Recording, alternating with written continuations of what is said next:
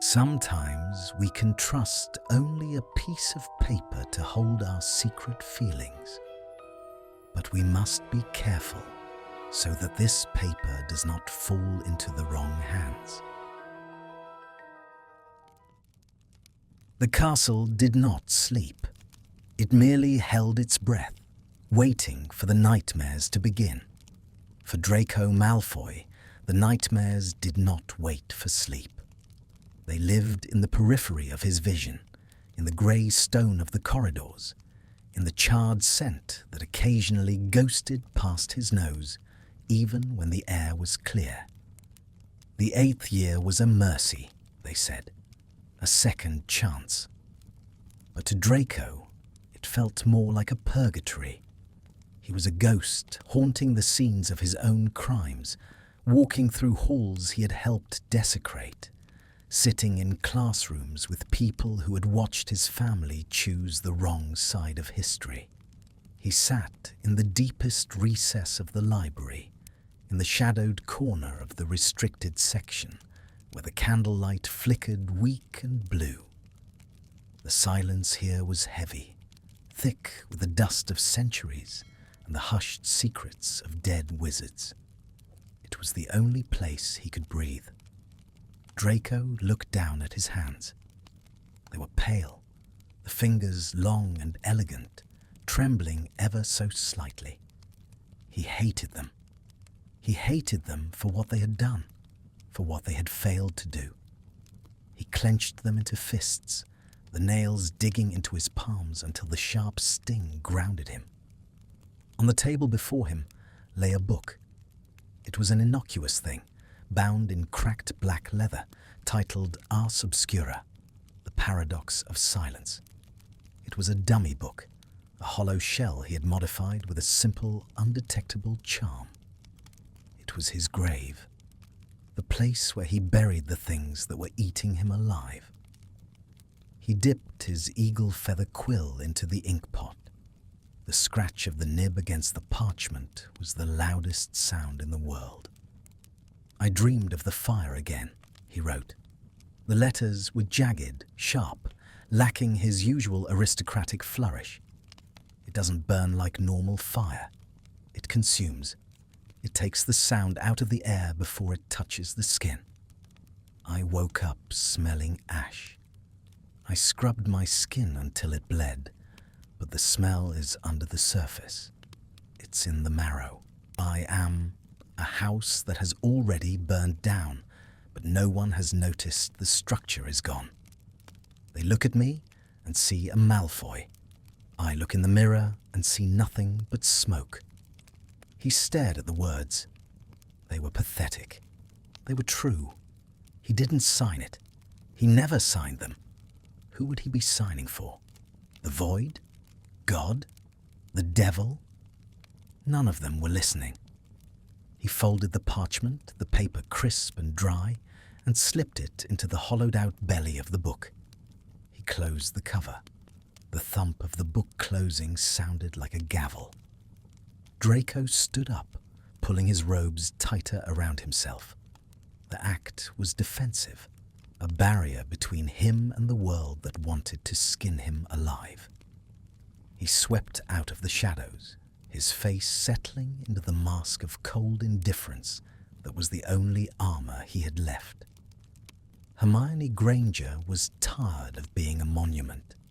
She felt it the moment she stepped out of the Gryffindor common room. The eyes. They followed her like sticky burrs. First years stared with awe, whispering behind their hands. Professors treated her with a fragile, reverent deference, as if she were made of glass that had already shattered once.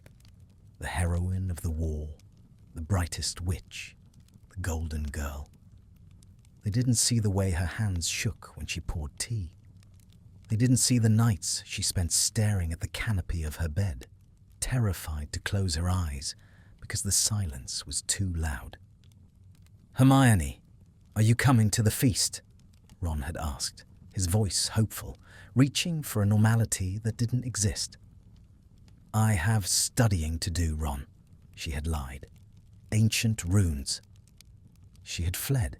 She ran to the only place that had never demanded anything from her other than her mind, the library.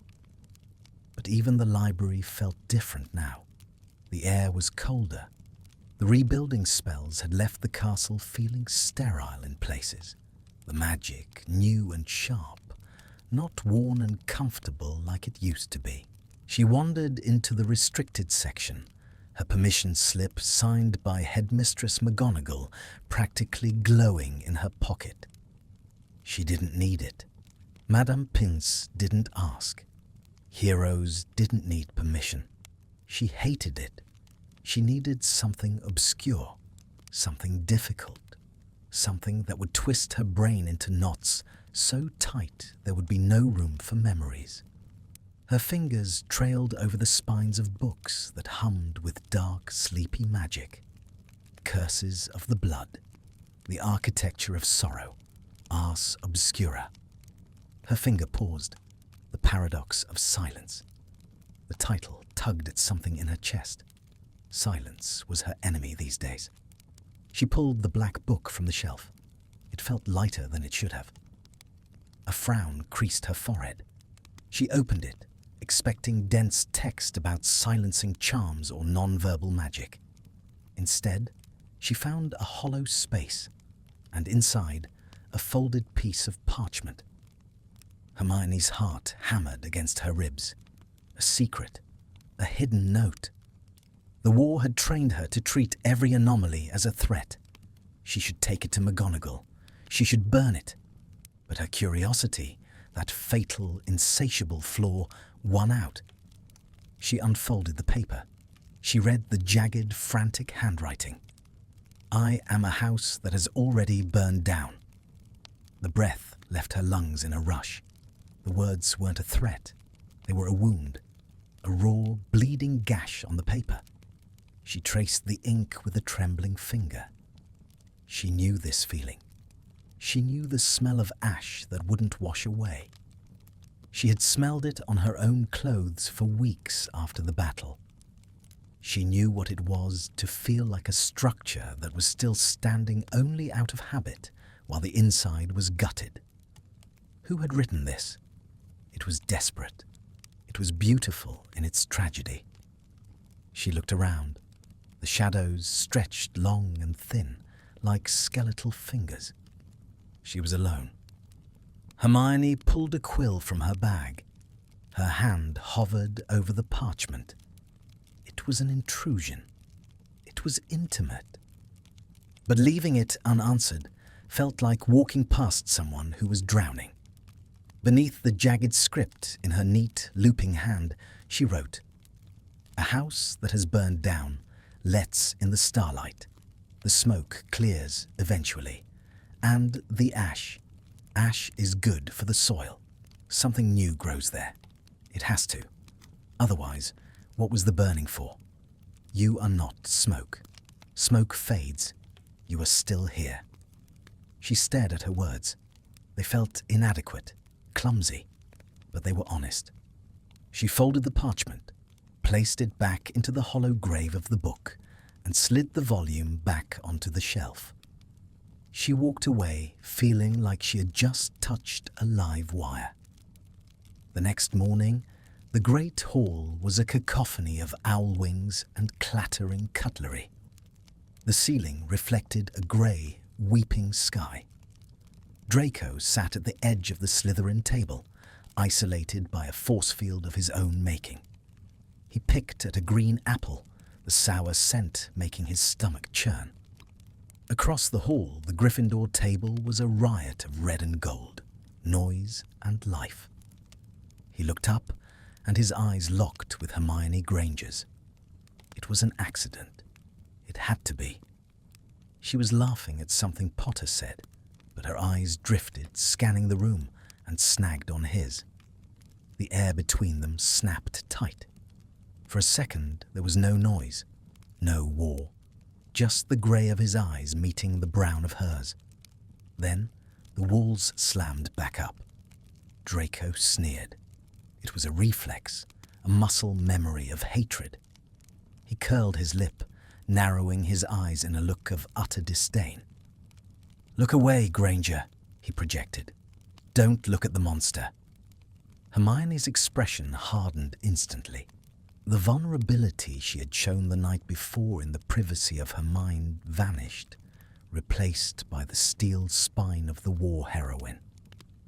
She lifted her chin, staring him down coldly before deliberately turning her back to him. Draco felt the rejection like a physical blow, though it was exactly what he had asked for. He dropped the apple. It rolled across the table, forgotten. "Good," he told himself. "Keep hating me. It's safer that way." He couldn't wait to get back to the library, not to write, but to destroy the evidence. He had been foolish to leave the note.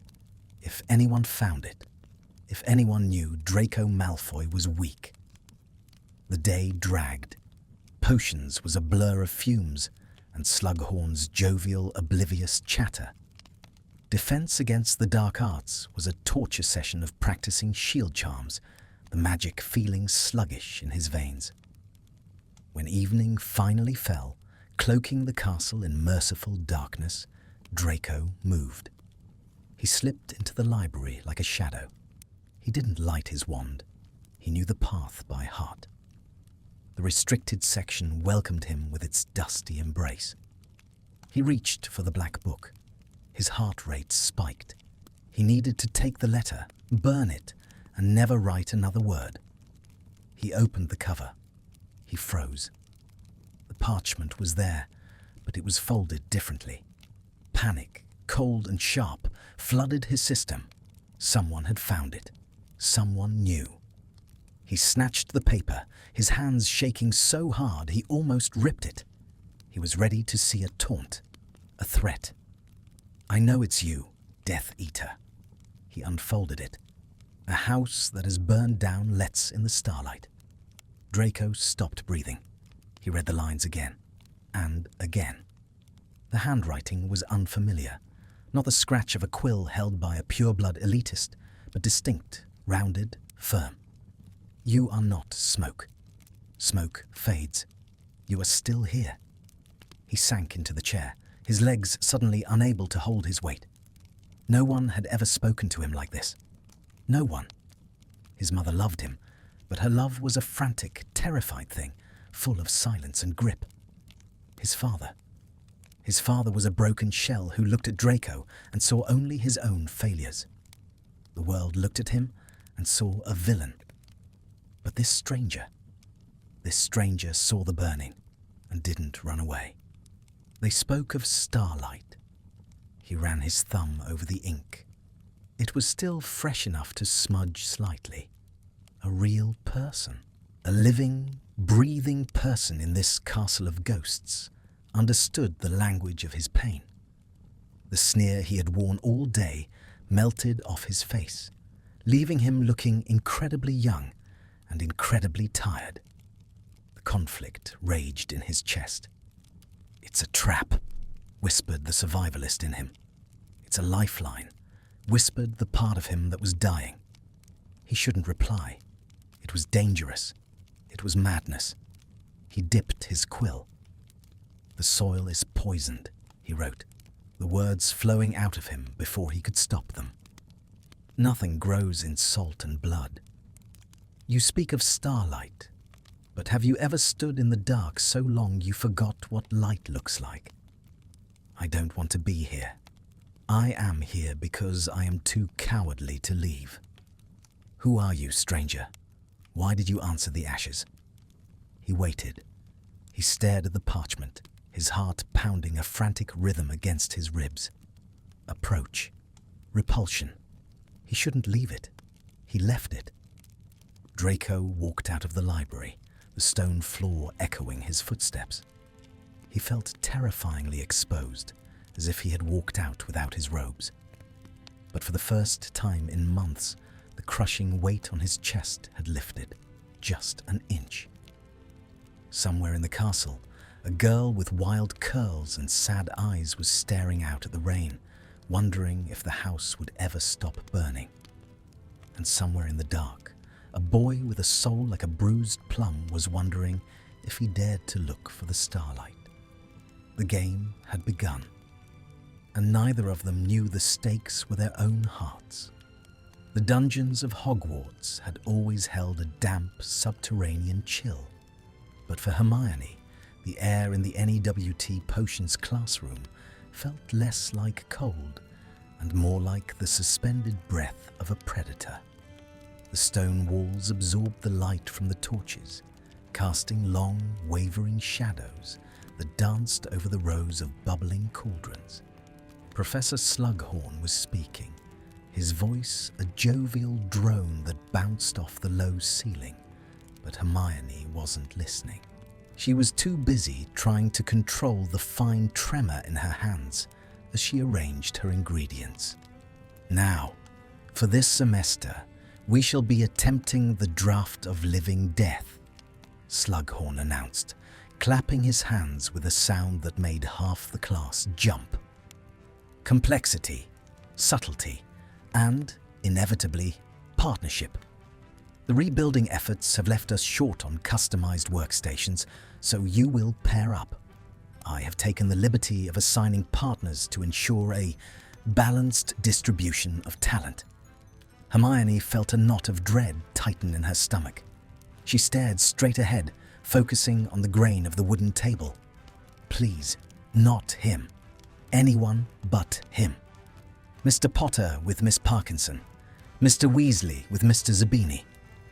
Slughorn consulted his scroll, his eyes twinkling with oblivious delight. And Miss Granger with Mr. Malfoy. The silence that followed was instant and absolute.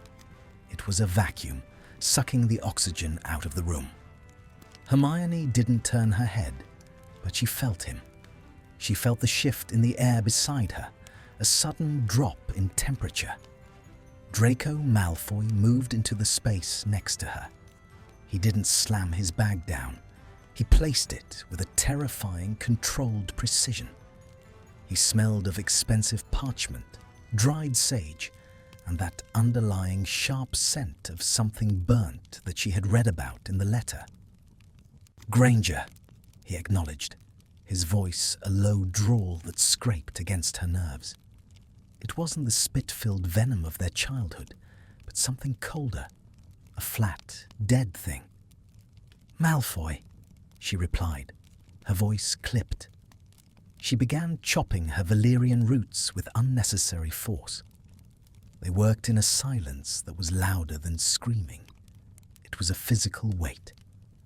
Every time his arm brushed hers as he reached for the soporiferous bean, she flinched internally, her skin prickling with a mixture of revulsion and a strange, hyper-aware electricity. He was efficient. She had to give him that. His hands, pale and scarred, moved with a fluidity that spoke of years of practice. But it was aggressive. He crushed the bean with the flat of his silver dagger, the juice spurting out violently. "You're losing the essential oils," Hermione snapped, unable to help herself. "The textbook says to cut it." Draco stopped. He turned his head slowly to look at her, his grey eyes dull and lifeless, like mirrors in a darkened room. "The textbook is for people who lack instinct, Granger. Crushing releases the juice better. It's about intent. Force yields results." "Force yields chaos," she countered, her knife hovering over her root. "Precision yields results. You can't just bully the ingredients into submission." He sneered, the expression ghosting over his face before vanishing back into apathy. "You would think that, always following the rules. Tell me, how did following the rules work out for you in the war? Did it save the people you wanted to save?" The cruelty of the question took her breath away. It was a low blow aimed specifically to maim. Hermione's hand slipped, the knife nicking her finger.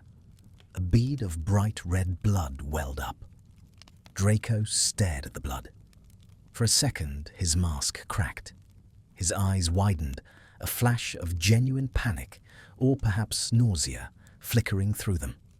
He recoiled, shifting his weight away from her, as if the drop of blood were a curse.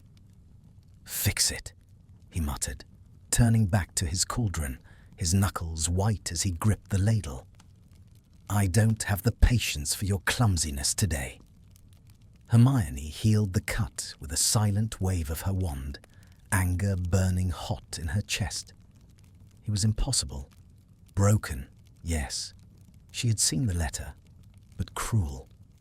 The vulnerability she had glimpsed on the parchment seemed a world away from this cold marble statue of a boy. That night, the library was a sanctuary of shadows.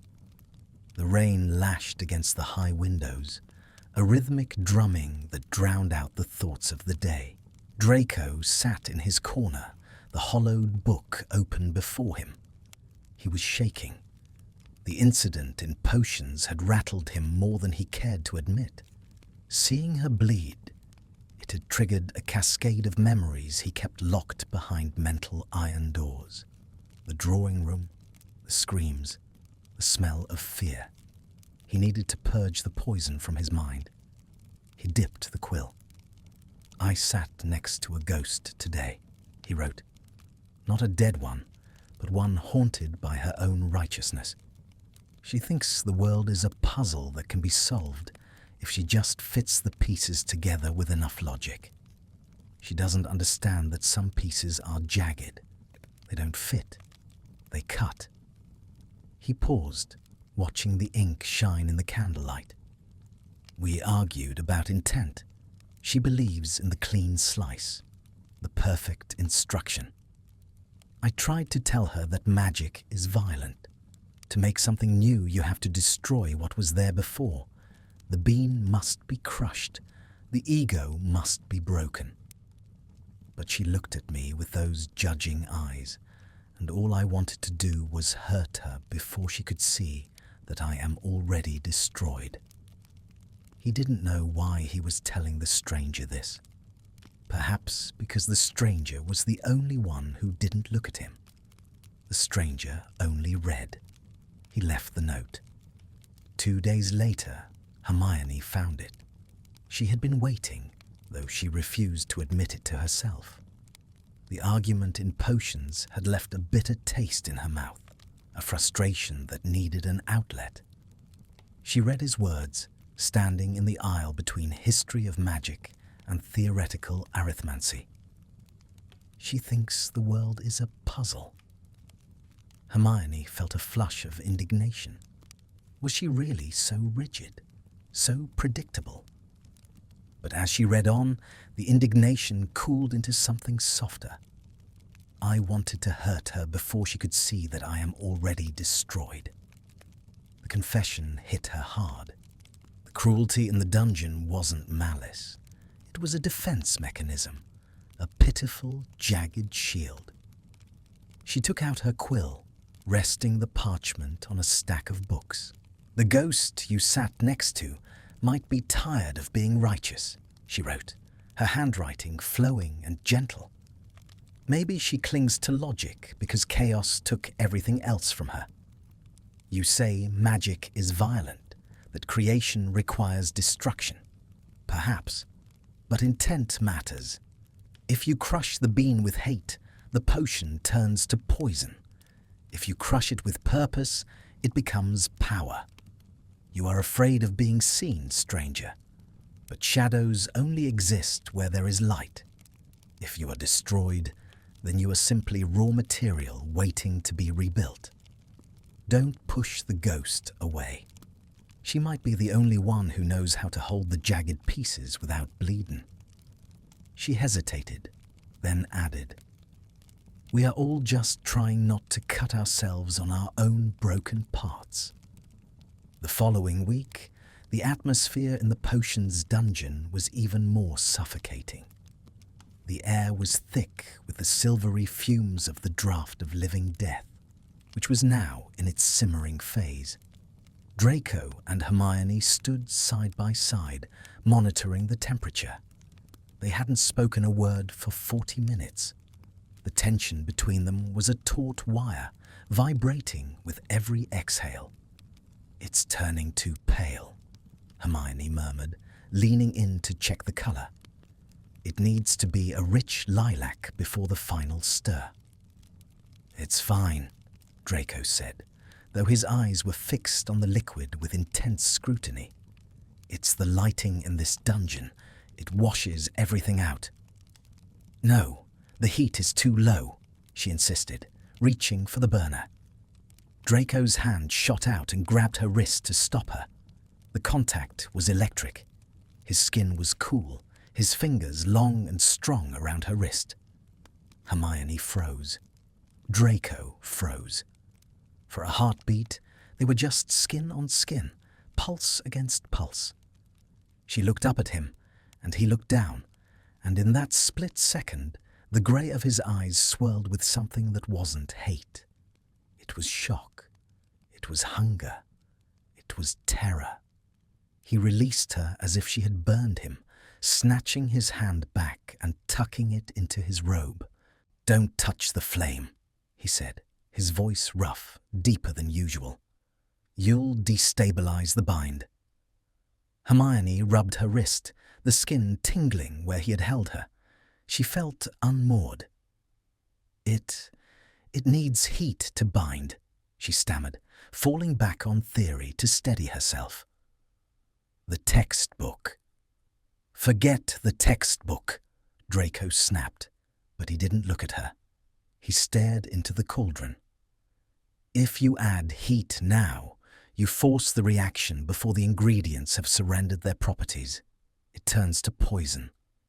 He paused. He took a breath. "If you crush it with hate, it turns to poison," he muttered, almost to himself, repeating the words he had read in the letter just that morning. "It has to be purpose." Hermione stopped breathing. The world tilted on its axis. The words hung in the air between them, suspended in the sulphurous fumes. "If you crush it with hate, it turns to poison." It was her phrase, or close to it, a paraphrase of the sentiment she had written to the stranger. She stared at his profile, the sharp jawline, the pale lashes, the tension in his neck. It couldn't be. It was a coincidence, a common magical theory. Everyone knew that intent affected alchemy. "What did you say?" she whispered. Draco stiffened. He realized what he had said. He realized where the thought had come from. Panic flared in his chest. He turned to her, his face shutting down, the mask slamming back into place with audible force. "I said, don't be an idiot, Granger," he sneered, his voice dripping with a cruelty that felt forced now, a desperate attempt to cover his tracks. "Just stir the damn potion counterclockwise, 7 times. Hermione stared at him for a moment longer, searching for something. But the boy in front of her was Draco Malfoy, the Death Eater, the bully. He wasn't the poetic, broken soul who wrote about starlight and ash. He couldn't be. She looked away, feeling foolish. "Right," she said, her voice tight. 7 times. She stirred, but her mind was miles away, back in the library, tracing the ink on a hidden page. Draco fled the moment class was dismissed. He didn't wait to bottle the sample. He left that to her. He walked fast, his robes billowing, needing to put distance between himself and the girl who saw too much. He had almost slipped. He had almost quoted the stranger to Granger.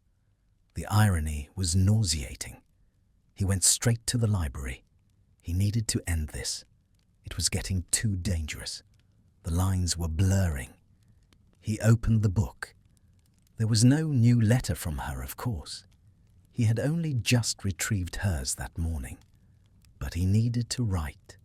He needed to scream into the void. "I almost spoke to someone today," he wrote, the quills scratching violently, really spoke. For a second, the mask slipped. I felt a connection, a terrifying moment of recognition. But it was with the wrong person. It was with someone who hates me, someone I am supposed to hate. The wires are crossing. I feel like I'm living two lives, and both of them are lies. He stopped. The silence of the library pressed in on him. He felt incredibly, profoundly alone. I sit in a room full of people, he continued, his hand slowing, and I have never been more isolated. They see the name, the past, the scar. No one sees the man, except you. And you don't even know who I am. If you knew, you would burn this letter. You would wash your hands of the ink. He stared at the words. Sometimes I wonder if it would be better to be discovered, to let the house finish burning down. At least then I wouldn't have to pretend I'm still standing. He left the letter. He felt hollowed out. Hermione returned to the library an hour before curfew. She was exhausted. The encounter in potions had drained her. The way he had grabbed her wrist, the heat of it confused her. It frightened her. She found the book. She needed the stranger's words. She needed to know that there was sensitivity somewhere in this castle, even if it wasn't in the people she interacted with daily. She read his latest note. If you knew, you would burn this letter. A lump formed in her throat. The despair in the ink was palpable. She sat down, the candlelight flickering over her tired face. She thought about Draco Malfoy's cold eyes. She thought about Ron's oblivious laughter.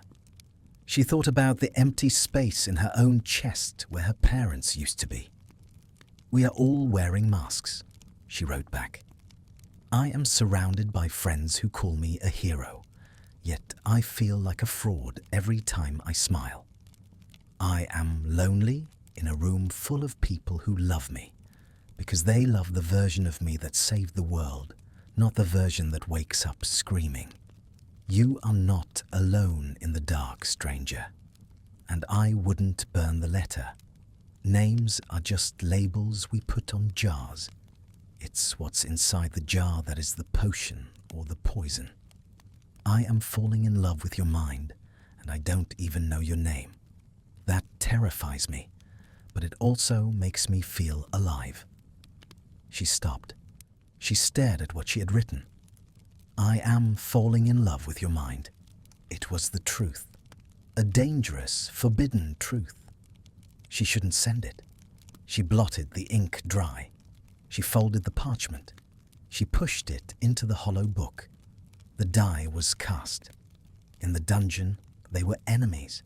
In the pages, they were becoming soulmates. And the collision course was set. Saturday arrived shrouded in a grey, weeping mist that clung to the castle walls like a damp shroud. The rain had been falling for 3 days straight, turning the grounds into a mud-slicked marsh and the corridors of Hogwarts into drafty wind tunnels. Draco sat in the library, the sound of the rain against the high-arched windows acting as a rhythmic barrier against the rest of the world. He was tired. Not the kind of tired that sleep could fix, but a bone-deep exhaustion that made his limbs feel like lead. He opened the hollow book. Hermione's last letter, "I am falling in love with your mind," burned in his memory. It was a sentence that terrified him more than any curse. It was a promise of something he couldn't have, a door opening to a garden he was forbidden to enter. He picked up his quill. He needed to push her away, but he found himself pulling her closer. He needed to confess the physical reality of his isolation. "I have forgotten what it feels like to be touched without flinching," he wrote.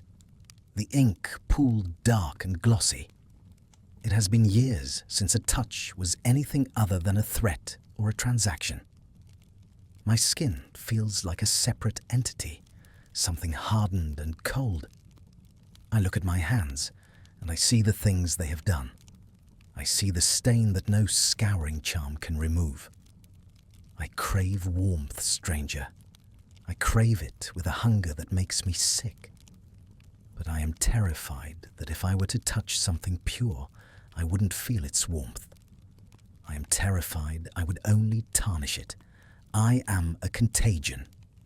You say you are falling for my mind, but you don't have to look at the casing it comes in. He stopped. His hand was trembling. It was too vulnerable. It was pathetic. He left it anyway. Hermione found the letter 2 hours later. The library was freezing, the dampness seeping through her jumper. She read his words standing in the narrow aisle of the restricted section, her breath misting in the air. I am a contagion. Her heart twisted. The self-loathing in his letters was a physical weight. She wanted to reach through the parchment and shake him, to tell him that skin was just skin, that the past didn't live in his fingertips. She traced the words, crave warmth. She knew that hunger.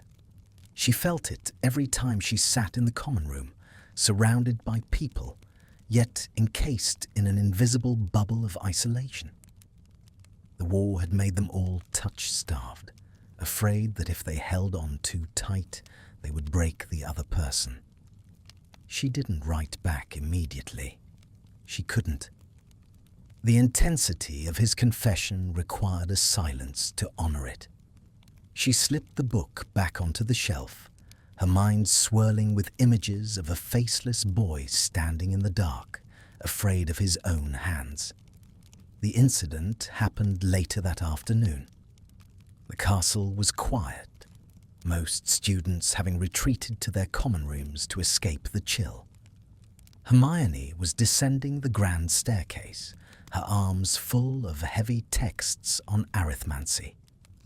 Her mind was elsewhere, dissecting the stranger's letter, wondering who in this castle carried such a heavy burden of guilt. She turned the corner on the third-floor landing. The stone steps were slick with moisture blown in from a drafty window. Her foot caught on the edge of a step. It happened in slow motion. The books shifted, her center of gravity tipped forward, and the stone floor rushed up to meet her. She braced herself for the impact, a gasp tearing from her throat. Suddenly, a hand shot out from the shadows. It wasn't a gentle assistance. It was a reflex. Strong fingers clamped around her upper arm, hauling her back with a force that knocked the breath out of her. Her books cascaded to the floor with a thunderous crash, but she didn't fall. She slammed into a solid chest. The smell hit her instantly. Rain, expensive wool, and that sharp, clean scent of green apples and old parchment. She looked up. Draco Malfoy was staring down at her. His face was inches from hers. He looked pale, his eyes wide and dark, stripped of their usual guarded cynicism. For a heartbeat, a long, suspended second, neither of them moved. Hermione felt the heat of his hand through the sleeve of her jumper. It was a burning brand. His grip was tight, desperate, as if he were holding onto a lifeline. She felt the rapid thud of his heart against her own chest, where they were pressed together. In that moment, there was no history, no blood status, no war, just the shock of contact, the electric current of another human being holding her up when she was about to fall. She saw a flicker of something raw in his eyes. Panic? Concern? Or was it the same hunger she had read about only hours ago? Her lips parted to speak, to say thank you, to say his name. Mal. The sound of her voice seemed to snap the spell. Draco's eyes focused. He looked at his hand gripping her arm. He looked at her face. And then horror washed over his features. He released her as if she were made of white-hot iron. He stumbled back, putting 3 feet of distance between them instantly. But it wasn't just the retreat that cut her. It was what he did next. Draco looked at his hand, the hand that had touched her, and wiped it violently against his robes. He scrubbed the palm against the black fabric, his face twisted in a grimace of revulsion. Hermione felt the blood drain from her face. The cold returned, sharper than before. "Watch where you're going, Granger," he hissed. His voice was shaking, but he layered it with venom. "I don't have time to scrape you off the pavement." He didn't wait for a retort. He stepped over her fallen books, his movements jerky and uncoordinated, and fled down the stairs. Hermione stood frozen on the landing. The echo of his footsteps faded, leaving only the sound of the rain. She looked at her arm. She could still feel the ghost of his fingers, the phantom pressure of his grip. She knelt to pick up her books, blinking back hot, stinging tears. She wasn't crying because he had been rude. She was crying because for one split second she had felt safe in his arms, and he had wiped the memory of her off his skin like she was filth. "Mudblood," the silence whispered. "That's all you are to him. Filth." She gathered her books and walked back to Gryffindor Tower, the warmth of the library completely forgotten. Draco burst into the prefect's bathroom on the 5th floor. He locked the door with a trembling hand and leaned back against the wood, gasping for air. His heart was hammering against his ribs like a trapped bird. I touched her. He looked at his hand. He held it up to the light. It wasn't burning. It wasn't stained, but it tingled. The sensation of her arm, the softness of the wool, the solid warmth of the living girl beneath it was seared into his nerve endings. He hadn't wiped his hand because she was dirty. He had wiped it because he was. Panic clawed at his throat. He had almost lingered. He had looked into those whiskey-brown eyes and felt a pull so strong it nearly brought him to his knees. He had wanted to pull her closer. He had wanted to bury his face in her hair and breathe in something that wasn't ash and regret. And that terrified him. He was poison. He was a Malfoy. He had the dark mark etched into his skin, dormant but eternal. How dared he touch Hermione Granger? How dared he save her? She was the sun, and he was the void that would swallow her whole. He needed to explain. Not to her. He could never explain to her, but to the stranger. The stranger was the only place he could put this terror. He didn't go to dinner.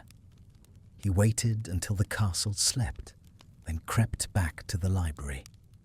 The shadows felt aggressive tonight, judging him. He pulled the book from the shelf. His hands were still shaking. "I touched the sun today," he wrote. The quill scratched violently, tearing the parchment in places. It was an accident. I didn't mean to. I caught someone who was falling, and for a second I held a star in my hands. He dipped the quill, ink dripping onto the table. I panicked. I let go. I wiped my hand because I was afraid I had left a smudge of darkness on her light. I looked at her face and saw confusion, and I wanted to scream.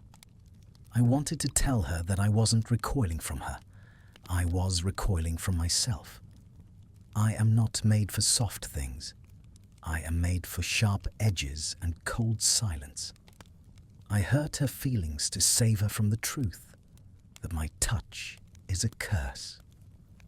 God, stranger, I can still feel the warmth on my palm. It hurts. He folded the letter. He felt sick. He felt like a criminal who had stolen a diamond, only to realize he had nowhere to hide it. Sunday morning was bright and brittle. The rain had stopped, leaving the world scoured clean and freezing. Hermione didn't want to go to the library. The rejection on the stairs still stung, a fresh bruise on her pride. But she needed to know if the stranger had written. The correspondence was her only solace, the only place where she felt understood. She told Ron she was going to review her herbology essay. He nodded, his mouth full of toast, oblivious to the storm inside her. The library was empty. The morning light slanted through the dust motes, creating a cathedral-like atmosphere. Hermione walked to the restricted section, her steps quiet. She retrieved the book. Her heart did a little flip in her chest when she saw the parchment was new. She sat down at the nearest table and unfolded it. "I touched the sun today." Hermione read the first line and frowned. A metaphor. He was always so poetic. I caught someone who was falling. Her breath hitched. She stopped reading. Her mind raced back to yesterday. The stairs, the slip, the hand shooting out of the dark. For a second, I held a star in my hands. No, it couldn't be. She forced herself to read on, her eyes darting across the page, her pulse thundering in her ears. I wiped my hand because I was afraid I had left a smudge of darkness on her light. I hurt her feelings to save her from the truth. Hermione lowered the paper. The world around her seemed to dissolve into static. The specific details, the stumble, the catch, the wiping of the hand, the cruelty that followed. It wasn't a metaphor, it was a transcript. The realization hit her like a physical blow to the stomach. The air left her lungs. Draco Malfoy. The stranger was Draco Malfoy. She stared at the letter, her mind rejecting the information even as the evidence screamed it. The boy who called her a mudblood. The boy who watched her being tortured in his own drawing room. The boy who sneered at her in potions. He was the one writing about starlight and ash. He was the one who felt like a house burned down. He was the one who was afraid his touch was a curse. I touched the sun. He thought of her as the sun. Hermione covered her mouth with her hand, a small strangled sound escaping her throat. The pieces clicked together, the jagged, sharp edges he spoke of, the guilt, the isolation. It fit. It fit perfectly. She looked down at the letter again. I can still feel the warmth on my palm. It hurts. Tears pricked her eyes, hot and sudden. He hadn't wiped his hand in disgust. He had wiped it in shame. She felt a wave of vertigo. She was falling in love with the soul of her worst enemy. She had poured her heart out to the boy she had hated for 7 years, and he had no idea it was her. She looked up at the empty library. The silence was no longer comforting. It was charged with a terrifying electric tension. The game had changed.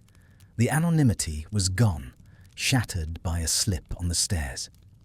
She held the knowledge in her hands, heavy and dangerous. She should stop. She should burn the book. She should never speak to him again. But then she remembered his eyes on the stairs. The panic. The vulnerability. Hermione Granger didn't run from a puzzle. And she realized, with a jolt of terrifying clarity, that she didn't want to run from him.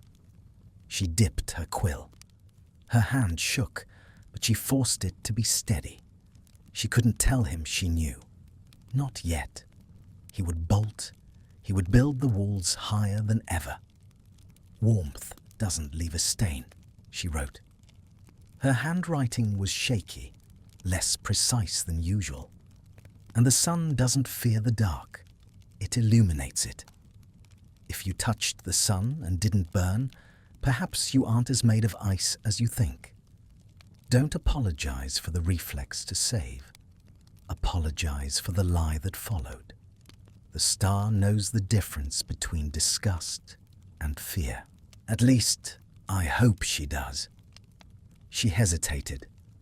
I hope you find the courage to hold on next time. She folded the letter. Her heart was beating so hard it hurt. She was playing a dangerous game now. She was walking into the dragon's den with her eyes wide open. But as she walked out of the library, the image of Draco Malfoy's face, the fear, not the hate, burned in her mind. And for the first time, she didn't see a Death Eater. She saw a boy drowning in the rain, waiting for someone to extend a hand. The invitation to the anniversary ball sat on the dormitory mantelpiece like a threat. It was printed on heavy, cream-colored cardstock, the edges gilded with gold that seemed too bright for the somber mood of the castle. It was meant to be a celebration of peace, a night to wash away the bloodstains of the past with wine and music. To Draco, it felt like a sentencing. He lay on his bed, staring at the canopy. The room was dark, save for the dying embers in the grate. In his mind, he was composing a letter. He hadn't sent it yet. He was afraid to. The stranger's last reply, "I hope you find the courage to hold on next time," had rattled him. It was too perceptive. It offered a forgiveness he hadn't earned. He rolled over, grabbing the parchment from his nightstand. He had written it 3 times, trying to strip the desperation from the ink. "I cannot dance," he had written. "Not because I don't know the steps. My mother ensured I knew every waltz by the age of 6. But because I do not belong in the circle. Tonight, they will celebrate the light. I am the shadow that defines it. I will not approach you, stranger. I don't even know if you will be there. But at midnight, I will step onto the astronomy tower balcony. I will look at the moon. If you are looking at it too, then perhaps we are not as far apart as the castle walls suggest." He had left the note in the hollow book that morning, his heart feeling like a bruised fruit in his chest. It was a pathetic request, a non-meeting, a date with a ghost. Hermione fastened the clasp of her dress with fingers that felt numb. The dress was periwinkle blue, a darker, more mature echo of the one she had worn in 4th year. The fabric cascaded like water, catching the light of the enchanted candles floating in the Gryffindor girls' dormitory. Ginny was chattering about Harry's dress robes, but Hermione heard her through a layer of cotton wool. Her mind was entirely consumed by the letter she had retrieved 2 hours ago. "I will look at the moon." She looked at her reflection. She saw a young woman with secrets behind her eyes. She knew who would be looking at the moon. She knew the face of the stranger. And that knowledge sat in her stomach, heavy and hot. She was going to the ball with Ron. It was a comfortable arrangement, born of habit and a shared trauma that looked like love to everyone else. But as she smoothed the silk over her hips, she wasn't thinking about Ron's lopsided grin. She was thinking about grey eyes that looked like a storm front. "You look beautiful, Hermione," Ginny said, pausing with her hairbrush in mid-air. "But you look sad." "I'm just tired," Hermione lied, the falsehood tasting like ash. "Let's go." The great hall had been transformed. The ceiling was a velvet expanse of midnight blue, scattered with diamond-bright stars that didn't twinkle so much as burn. Icicles of spun sugar hung from the floating candles, dripping condensation that vanished before it hit the floor. The air smelled of pine, winter berries, and the sharp, metallic tang of magic. The music was a slow, swelling orchestral piece that seemed to vibrate in the floorboards. Couples swirled in the center of the room, a kaleidoscope of color. Draco stood in the shadows of a large stone pillar near the entrance. He was dressed in black, severe and sharp, a cut of darkness against the festive riot. He held a glass of fire whiskey that he hadn't tasted. He was watching her. He couldn't help it. It was a compulsion, a sickness. When she had walked in, the air had left his lungs. She was radiant, but not in the soft, easy way of the other girls. She carried herself with a fragile, regal tension. She looked like a queen who had survived a coup. He watched Weasley offer her his arm. He watched the easy familiarity of their touch. A spike of jealousy, hot and jagged, pierced Draco's chest. It was irrational. It was possessive. It was agony. "That is where she belongs," a voice whispered in his head. "In the light. With the heroes. You are just the monster lurking in the dark, watching the princess through the window." He took a large swallow of the fire whiskey. It burned, but not enough to numb the ache. The night wore on. Hermione danced with Ron, then with Harry, then with Neville. She smiled until her face hurt. Every time she turned, her eyes scanned the periphery of the room, searching for the blonde head, the sharp profile. She saw him. He was standing alone, radiating a do not disturb aura so potent it was almost visible. He looked miserable. He looked beautiful. She wanted to go to him. She wanted to walk across the floor, ignoring the whispers, and ask him why he thought he was only a shadow. But she couldn't. The social chasm between them was filled with too much history. At 5 minutes to midnight, she extricated herself from a conversation with Luna Lovegood. "I need some air," she murmured. She slipped away from the noise, moving toward the heavy oak doors that led to the astronomy tower stairwell. She wasn't going to the tower. She couldn't risk being seen leaving the party to meet Malfoy, even if it wasn't a real meeting. But she went to the large balcony off the west wing. It faced the same moon. She stepped out into the biting cold. The wind whipped her hair across her face. The moon was full, a massive, blindingly white orb hanging low over the forbidden forest. It bathed the snow-covered grounds in a spectral glow. Hermione gripped the stone railing. She looked up. "I am looking," she thought, projecting the words with all her might. "I am here. I am looking at the same light." On the astronomy tower, Draco gripped the railing until his knuckles turned white. The wind up here was savage, tearing at his robes. He looked at the moon. It was cold and distant, indifferent to his pain.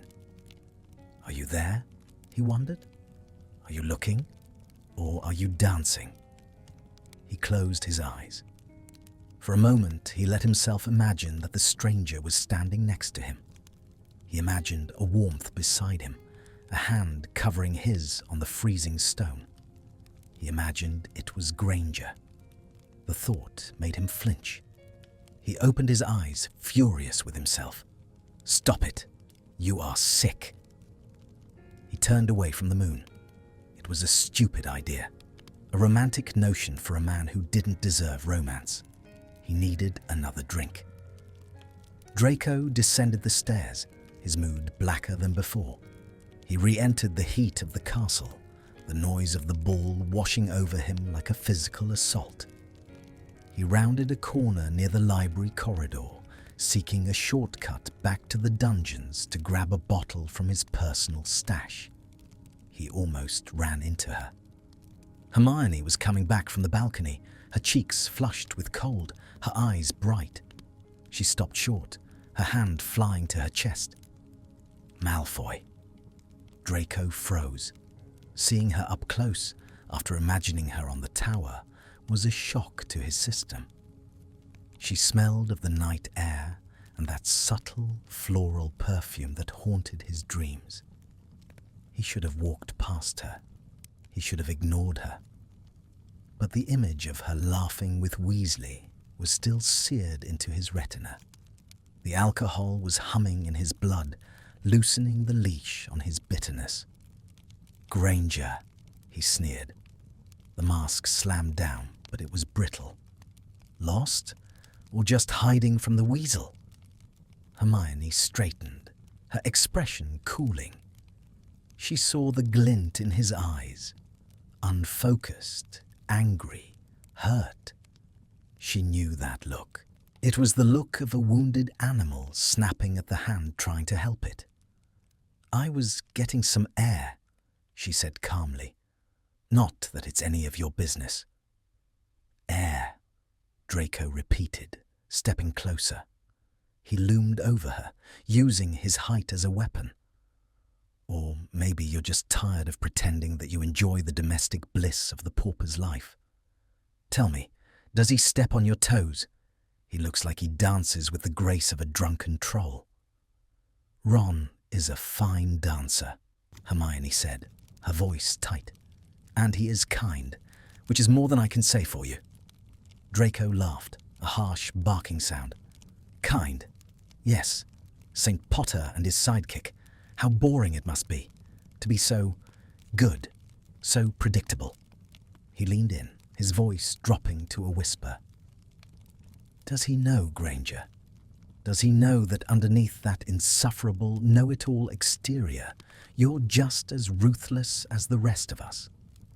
Does he know you kept a woman in a jar? Does he know you obliterated your parents' memories without blinking?" Hermione flinched. The words hit their mark. The guilt of her parents was a fresh wound. "You don't know anything about me," she whispered, her voice trembling. "I know you settle," Draco spat, the words tasting like bile. "I saw you tonight, smiling your plastic smile. You looked dim, diminished. You're a diamond wrapped in burlap, Granger, and it's pathetic to watch." He wanted her to slap him. He wanted her to hate him. If she hated him, it was easier. If she hated him, the longing in his chest would have nowhere to go and might finally die. But Hermione didn't slap him. She looked at him. She really looked at him. She saw the tremor in his hand holding the empty glass. She saw the redness around his eyes. She saw the boy who had written, "I am the shadow that defines the light." She stepped closer, invading his personal space. Draco stiffened, but he didn't back away. "Why do you do this?" she asked softly. "Why do you try so hard to make everyone hate you? Is it because you think you deserve it? Or because you're terrified that if they didn't hate you, they might actually see you?" Draco stopped breathing. The question was a blade sliding between his ribs. It sounded like something the stranger would say. "Get out of my way," he choked out. "You're not a shadow, Draco," she said, using his first name. It sounded like a prayer. "You're just a boy standing in the dark because he turned off the light himself." She held his gaze for 1 second longer, then stepped around him. She didn't look back.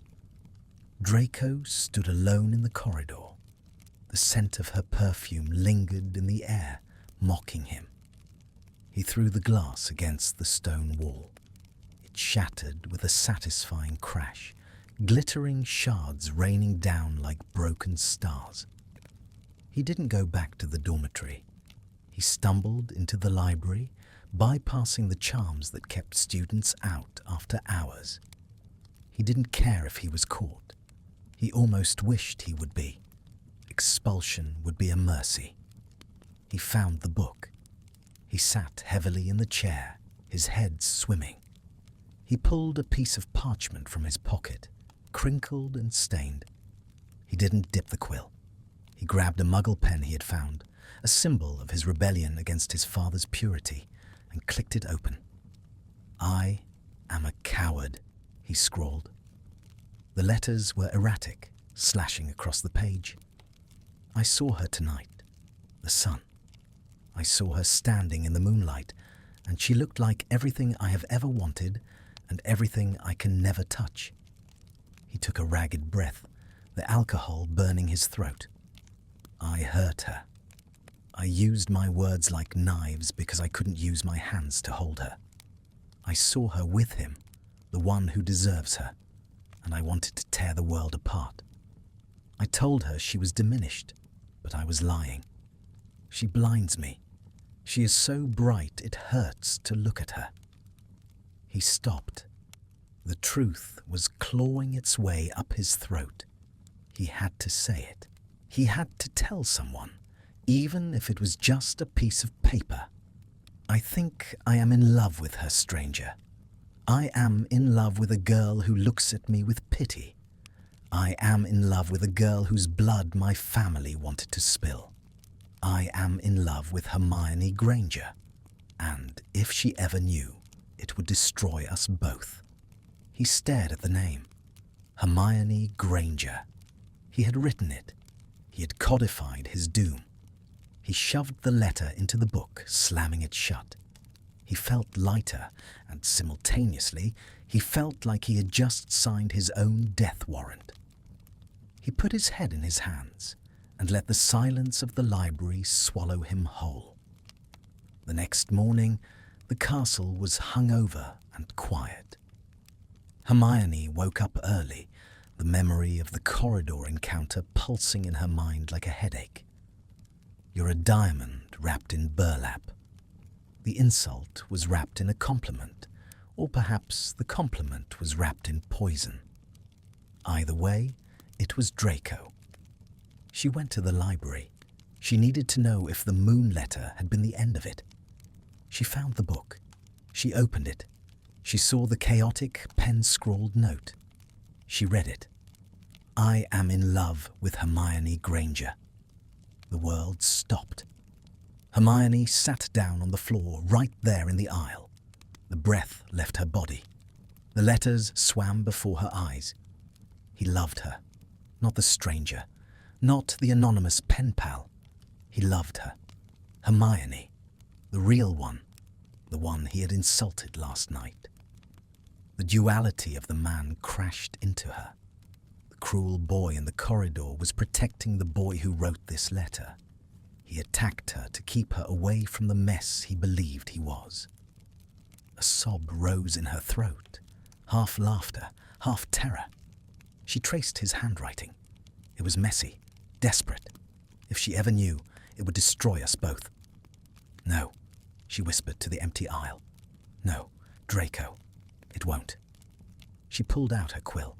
She had to answer, but she couldn't reveal herself. Not yet. He was too unstable, too fragile. If she told him now after that letter, he would vanish. He would think she had been mocking him the whole time. She had to tread carefully. She had to walk a tightrope over a pit of fire.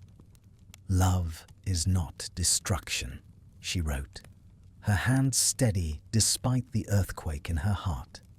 "Love is the only thing that rebuilds the house. You say she looks at you with pity. Perhaps you are mistaking pity for grace. Perhaps she sees the man you are trying to hide. You are not a monster, my friend. You are a man in pain.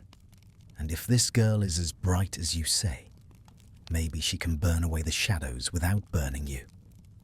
She paused. "Don't give up on the sun just because you're used to the rain." She closed the book. Her hands were shaking. The game was over. This was real. And she was terrifyingly, wonderfully aware that she was falling in love with him too. The tension had shifted. It was no longer about if they would collide, but when, and how big the explosion would be. She walked out of the library, and for the first time, she didn't feel the chill of the castle. She felt the heat of a secret that was about to catch fire. The days following the Yule Ball were brittle, snapping with the tension of a frozen lake waiting to crack. The castle was quiet, the students moving through the corridors with heads bowed against the January draft. But inside Hermione Granger's chest, a fire was roaring. She carried the secret like a hidden dagger. I am in love with Hermione Granger. The words were burned into her mind, overlaying everything she saw. She sat in the great hall, stirring her oatmeal, and watched him. Draco sat at the Slytherin table, looking gaunt, his skin the colour of old parchment. He didn't eat. He drank black coffee and stared at the table, his shoulders hunched as if expecting a blow. Before, she had seen a moody, prejudiced ex-Death Eater. Now she saw a boy who thought he was a burnt-out house. She saw the hands that had trembled when they touched her. She saw the coward who was brave enough to confess his love to a stranger, but too terrified to look the real girl in the eye. It was maddening. It was intoxicating. She wanted to go to him.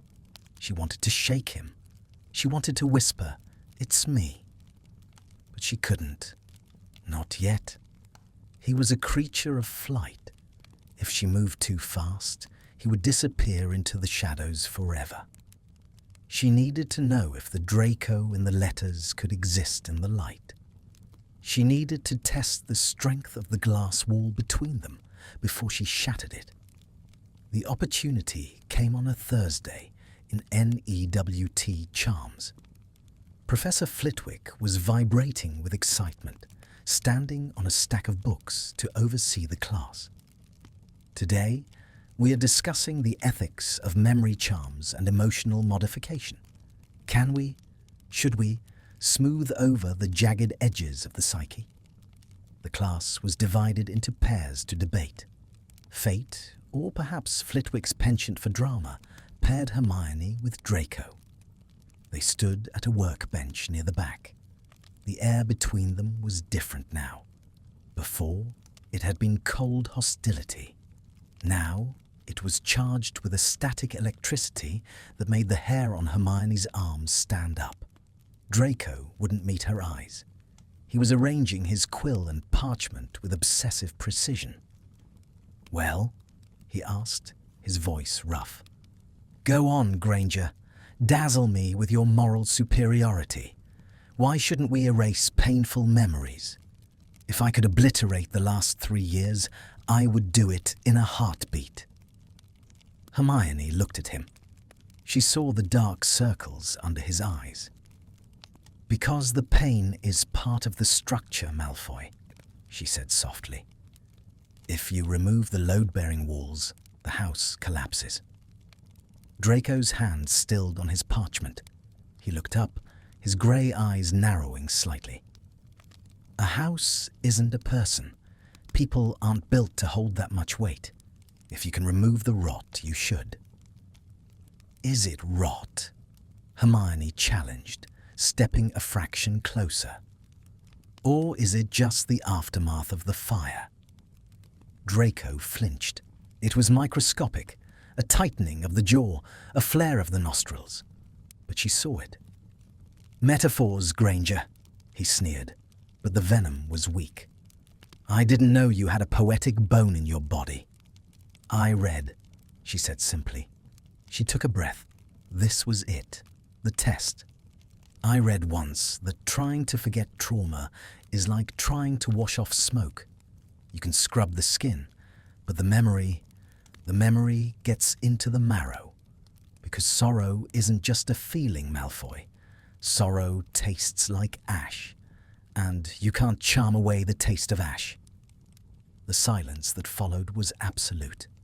Draco went perfectly still, his face drained of what little colour it had. He stared at her, his eyes widening, the pupils blowing wide with shock. Sorrow tastes like ash.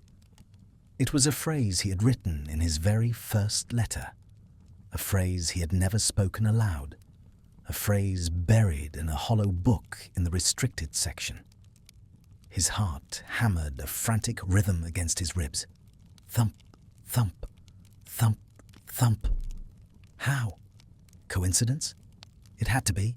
It was a common enough description. Ash, fire, sorrow, but the way she was looking at him. Her brown eyes were searching his, intense and unblinking. There was no judgment in them. There was an invitation, a question. Panic, cold and sharp, flooded his system. She knows. The thought was a physical blow.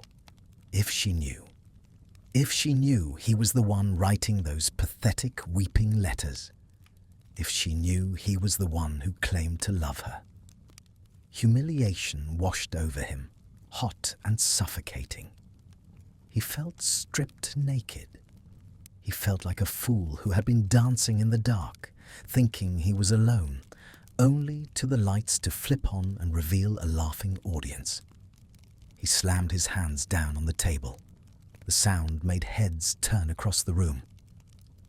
"Draco," Hermione whispered, alarm flickering in her eyes. She reached out, her hand hovering near his sleeve. "Don't," he hissed. He recoiled from her hand as if it held a knife. "Don't play games with me, Granger." "I'm not playing."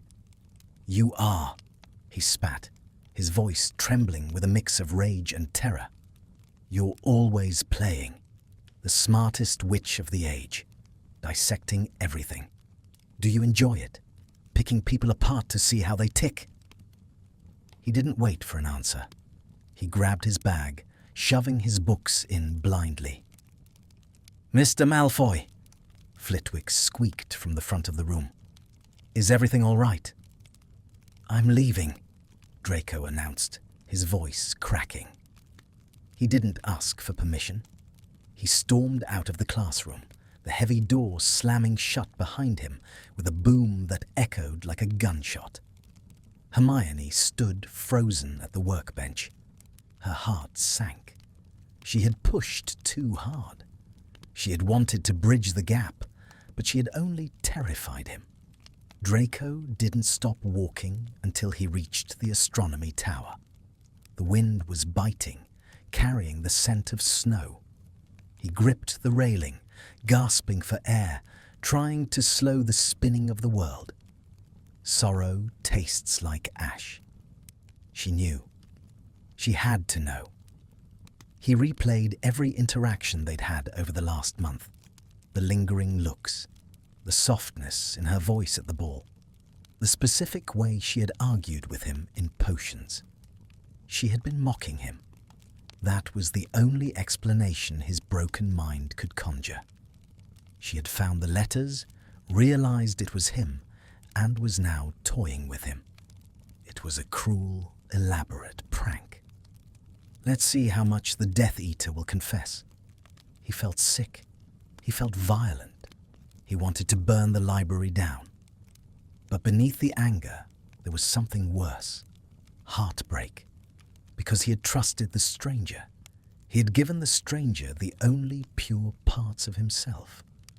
And if the stranger was Hermione, and she was using it against him, then there was truly nothing left of him worth saving. He needed to know for sure. He needed to ask.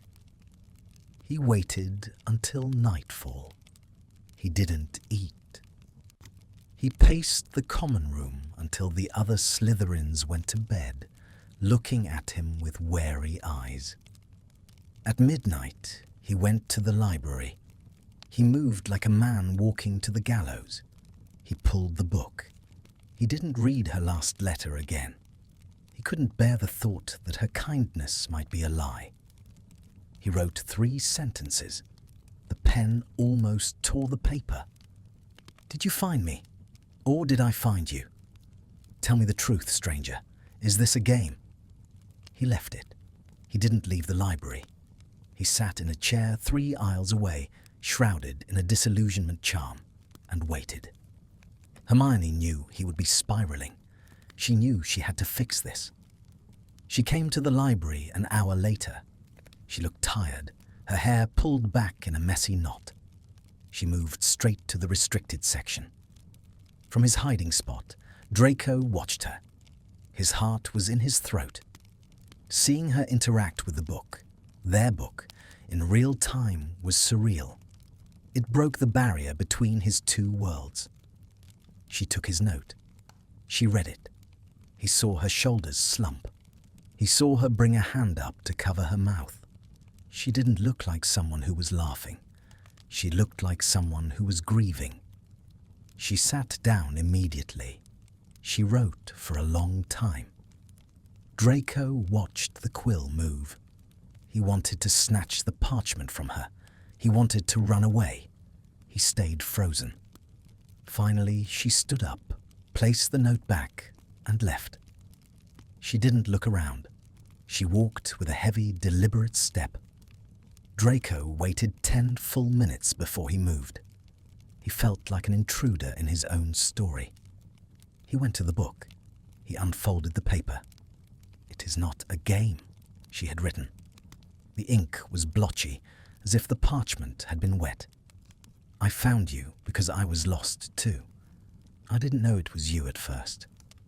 When I figured it out, I was terrified. Not of you, but for you.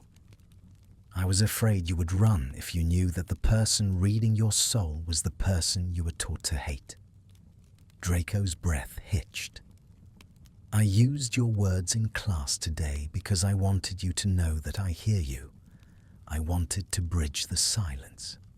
I am sorry it hurt you. I am not mocking you. How could I? I am the girl who wrote that she is falling in love with your mind. That hasn't changed just because I know the mind belongs to Draco Malfoy." He read the last line and his knees gave out. He sank into the chair.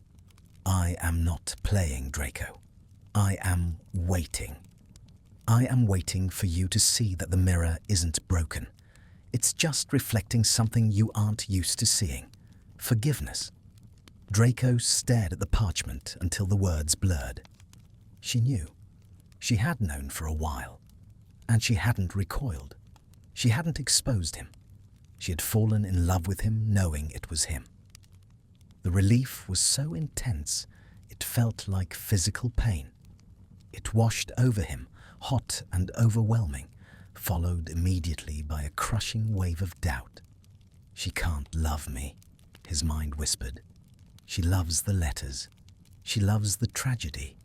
She doesn't love the reality." The reality was the mark on his arm.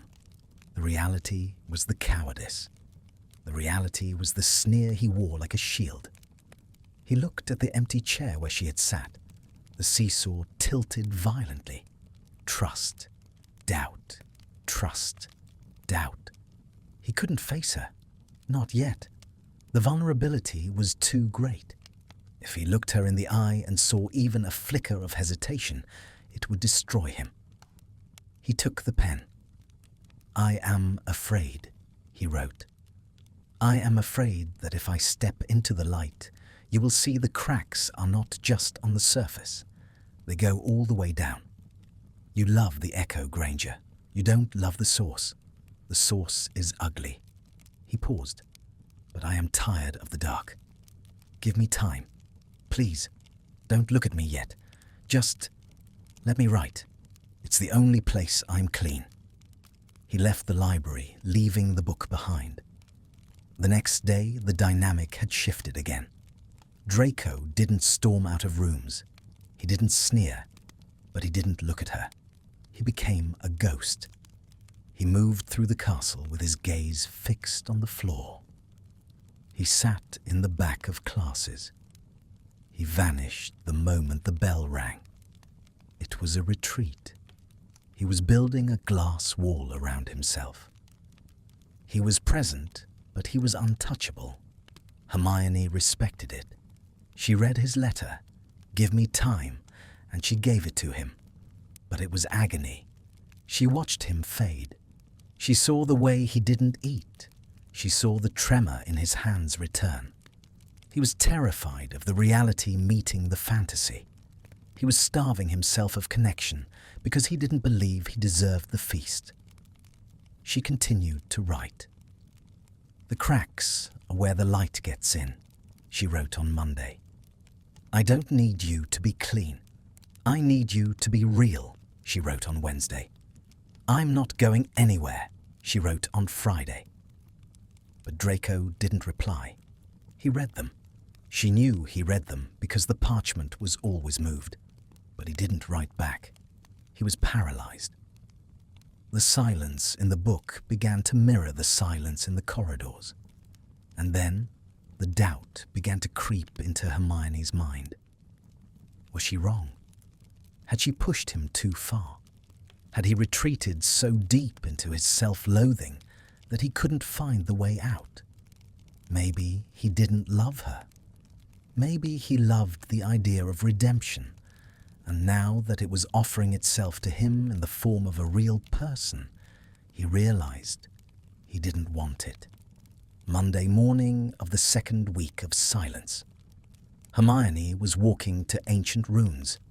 She rounded a corner and saw him. Draco was standing by a window, staring out at the grey grounds. He looked worse than ever. His robes hung off his frame. He looked like a statue made of ice, beautiful and breakable. Hermione stopped. She couldn't do this anymore. The letters were not enough. The ink was drying up. She took a step toward him. Draco. He didn't turn. He didn't flinch. Go away, Granger. His voice was dead, flat. No, she said, her voice shaking but stubborn. I won't. You asked for time. I gave you 2 weeks. You're fading, Draco. You're disappearing. He turned slowly. His face was a mask of exhaustion. Maybe that's the point. It's not the point, she snapped, stepping closer. The point is that you wrote a letter saying you loved me. You said it. Draco winced, as if the words physically hurt him. I wrote that to a stranger. I am the stranger, she cried out. The frustration boiled over. I am the one who answered the ashes. Me, not some fantasy girl. Me, the one with the frizzy hair and the bossy voice and the mud-blood scar on her arm. She shoved her sleeve up, brandishing the scar Bellatrix had carved into her. Draco stared at the scar, his eyes filled with a sudden, devastating horror. He looked from the scar to her face. That, he whispered, pointing a shaking finger at her arm. That is why. Don't you get it? I watched that happen. I watched it, and I did nothing. And you think we can just write letters and quote poetry and it goes away? I never said it goes away, Hermione argued, tears stinging her eyes. I said we build on it. I said we forgive. I don't forgive me, Draco roared. The sound echoed off the stone walls, startling them both. I don't forgive me, so how can I let you? It's insulting, Granger. It's pity. It's charity. He backed away, his chest heaving. Stop writing, he said, his voice breaking into a plea. Please, just stop. Let the house burn down. It's easier. He turned and ran. Hermione stood alone in the corridor, her arms still bared, the scar throbbing in the cold air. The seesaw had slammed down. Doubt. Rejection. But beneath the pain, Hermione felt a surge of steely resolve. He wasn't rejecting her because he didn't love her. He was rejecting her because he loved her too much to let her touch his darkness. She wasn't going to stop writing. She was going to write one last thing, and she was going to force him to break the glass. She wiped her tears. She walked to the library. The game of hiding was over. It was time for the confrontation. Meet me, she thought. Meet me and tell me to my face that you don't love me. The climax was coming, and she was ready to light the match. The silence that followed was not peaceful. It was a vacuum. It was the terrifying, airless void that exists after a structural support has snapped just before the roof caves in.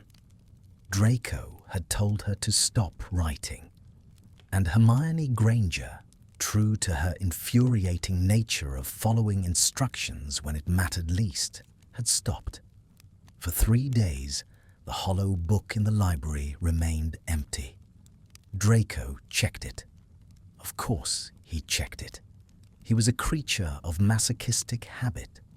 Every evening, he dragged his exhausted body to the restricted section, opened the black leather cover, and stared into the empty space where her soul used to be. The absence of parchment felt like a missing limb. He told himself it was what he wanted. He had severed the tie. He had saved her from the contagion of his company. Success, his mind sneered, the voice sounding remarkably like his father's. You have successfully isolated yourself. Again. But the victory tasted like ash. Without the letters, Draco found that his tether to reality was fraying. The letters had been his confession booth, his therapy, his only evidence that he was human. Without them, he was just a Malfoy, a Death Eater, a pariah. He stopped sleeping entirely. The nightmares were no longer confined to the dark. They bled into the day, superimposing images of fire and snakes over the great hall. He stopped eating. The very idea of food turned his stomach. He survived on black coffee and fire whiskey, fueling himself with caffeine and numbness. He became a wraith. His skin took on a translucent, greyish quality. His cheekbones cut sharply against his face, casting hollow shadows. He moved through the castle like a draught, silent and chilling. Hermione watched him. She didn't write. She knew that if she wrote now, he would only rip it up. He was in a defensive spiral, a wounded animal that would bite any hand reaching for it. She needed him to feel the silence. She needed him to understand that the alternative to their connection wasn't safety. It was death. But watching him fade was agony. She saw him in the corridors, staring at nothing. She saw the way his hands shook so badly in transfiguration that he couldn't perform the somatic components of the spell. She saw the way the other Slytherins gave him a wide berth, unsettled by the aura of decay clinging to him. He was dying. Not physically, perhaps, but the light inside him, the starlight he had written about, was flickering out. On the 4th day of silence, a storm hit the castle. It was a violent, howling thing, rattling the window panes and turning the sky a bruised purple. Hermione couldn't find him at dinner. The Slytherin table was missing its ghost. Panic, cold and instinctual, seized her. She didn't know why, but she felt a pull, a sense of wrongness. She checked the library. Empty. She checked the dungeons. Empty. She ran up the stairs, her heart pounding against her ribs. She went higher, guided by a terrifying intuition. The astronomy tower. It was his place.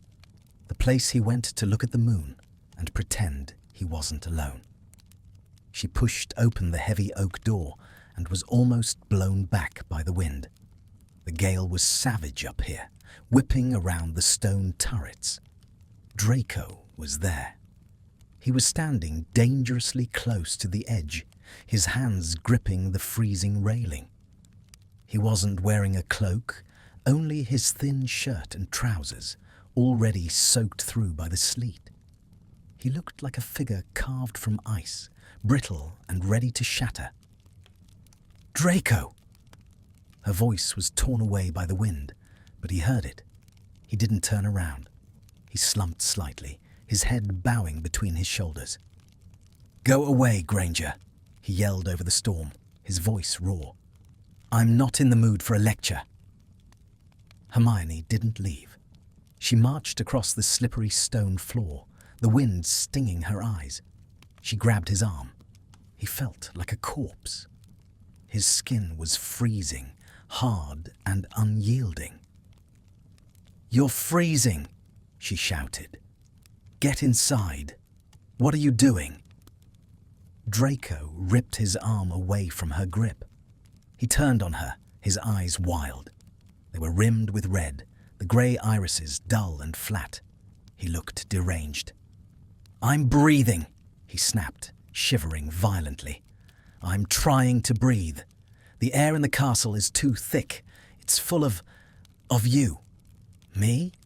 Hermione stepped back, hurt but holding her ground.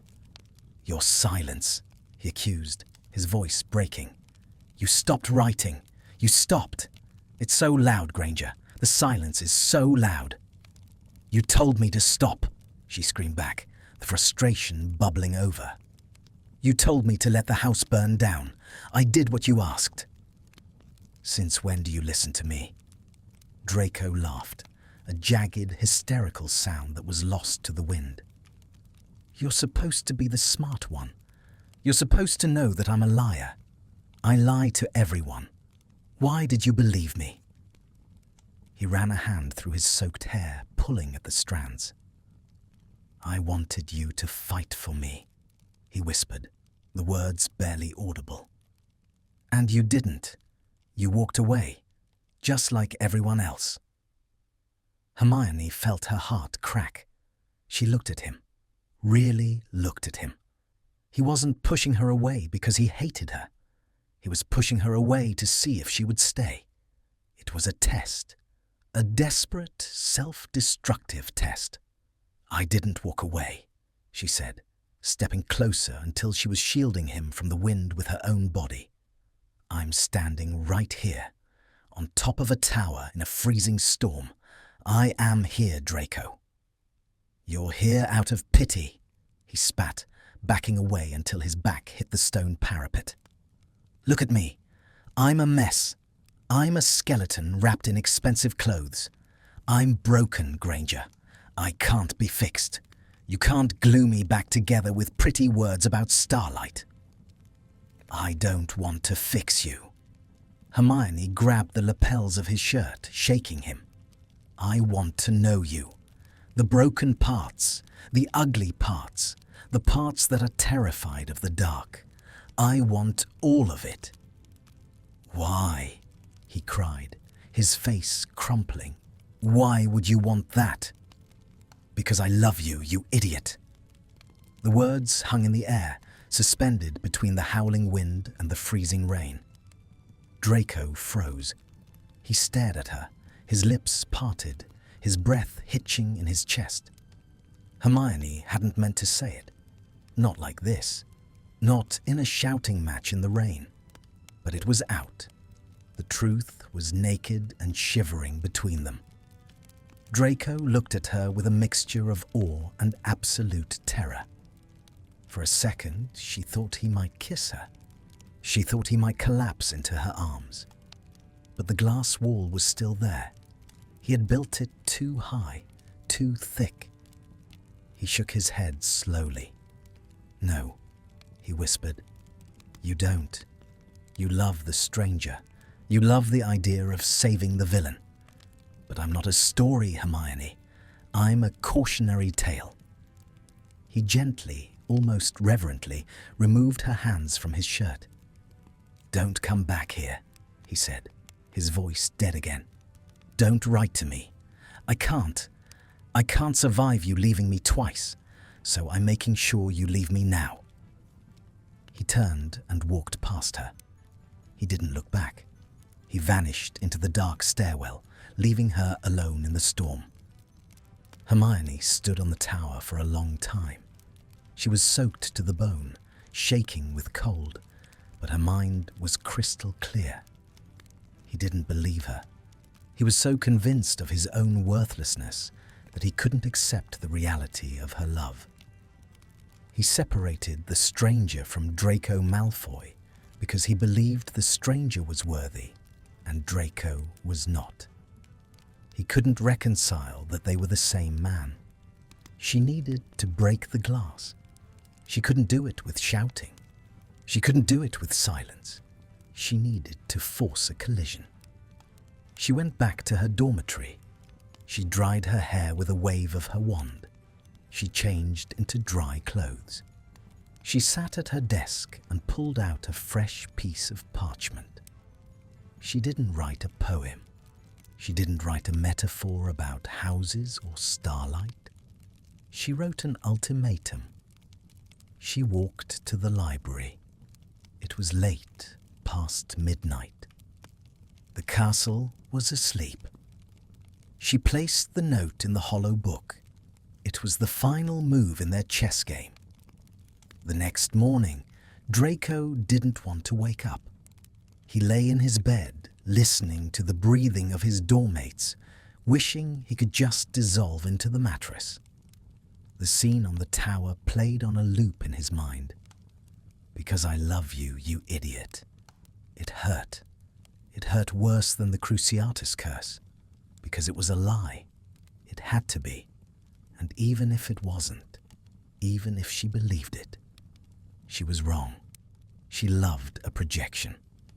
He dragged himself out of bed. He needed to go to the library. He needed to retrieve the book and burn it. He was done. He was going to destroy the evidence, and then he was going to leave Hogwarts. He couldn't stay here anymore. He walked to the library like a man walking to his execution. He found the book. He took it off the shelf, intending to carry it to the fireplace in the Slytherin common room. But curiosity, that cursed, lingering hope, made him open it one last time. There was a note. Draco felt a jolt of anger. Why won't she stop? He unfolded it. It was short. The handwriting was sharp, determined. "You say you are a cautionary tale. You say I love a ghost. You say I don't know the difference between the stranger and Draco Malfoy. Prove it. Meet me tonight. Midnight, in the restricted section. No masks. No letters. Just you and me. If you don't come, I will burn the book myself, and I will never speak to you again. I will let you be a ghost. But if you come, if you walk into the light, then you have to accept that I see you. All of you. Decide, Draco. Do you want to be safe, or do you want to be alive? H.G." Draco stared at the paper. His hand was trembling so violently that the parchment rattled. "Meet me." This was it. The glass wall was gone. She had smashed it with a hammer. She was demanding the one thing he was most afraid to give: his presence.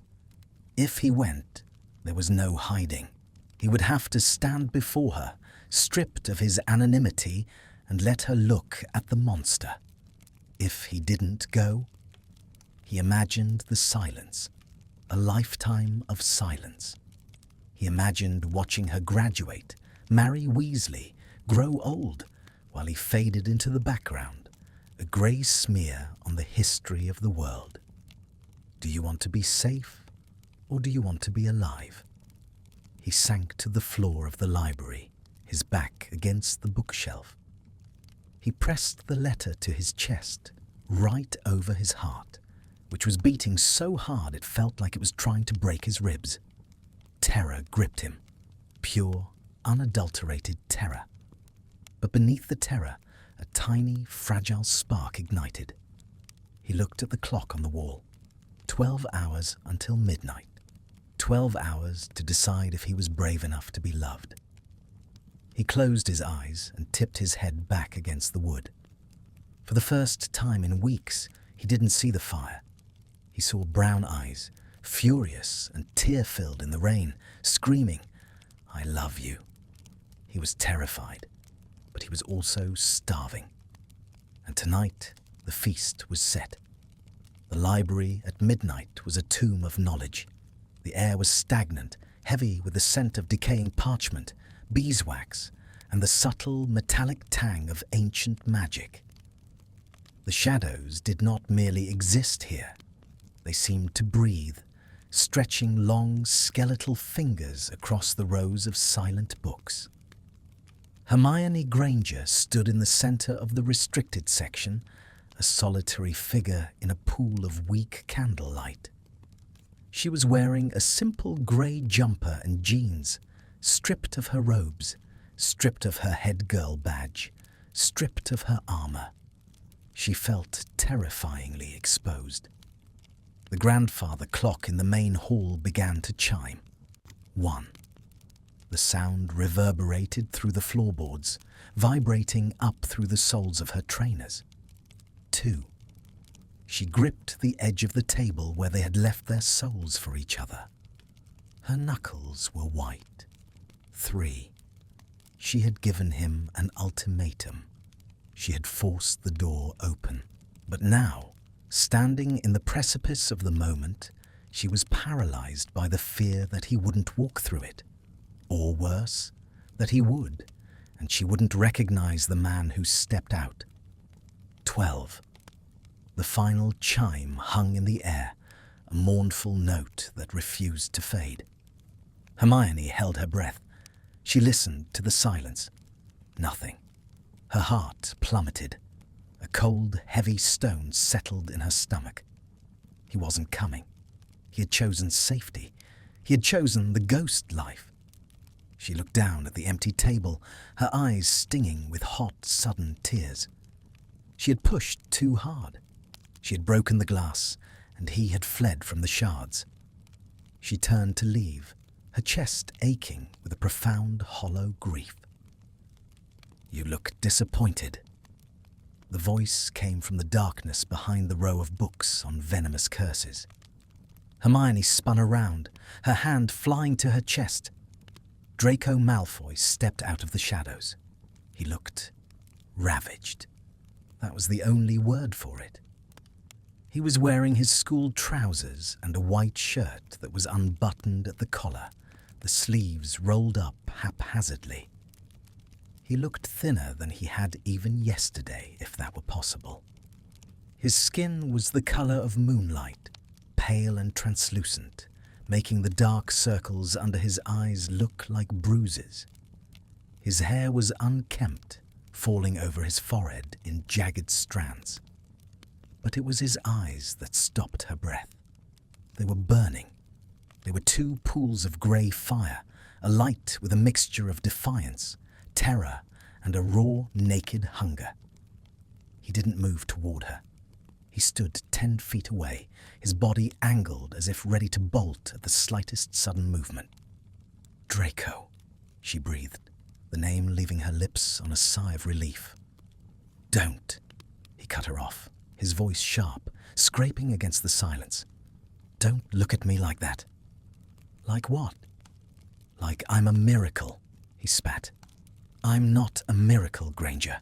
I'm a mess. I'm a coward who stood in the shadows for 10 minutes, debating whether to come out here or to go back to the dungeon and drink myself into a stupor.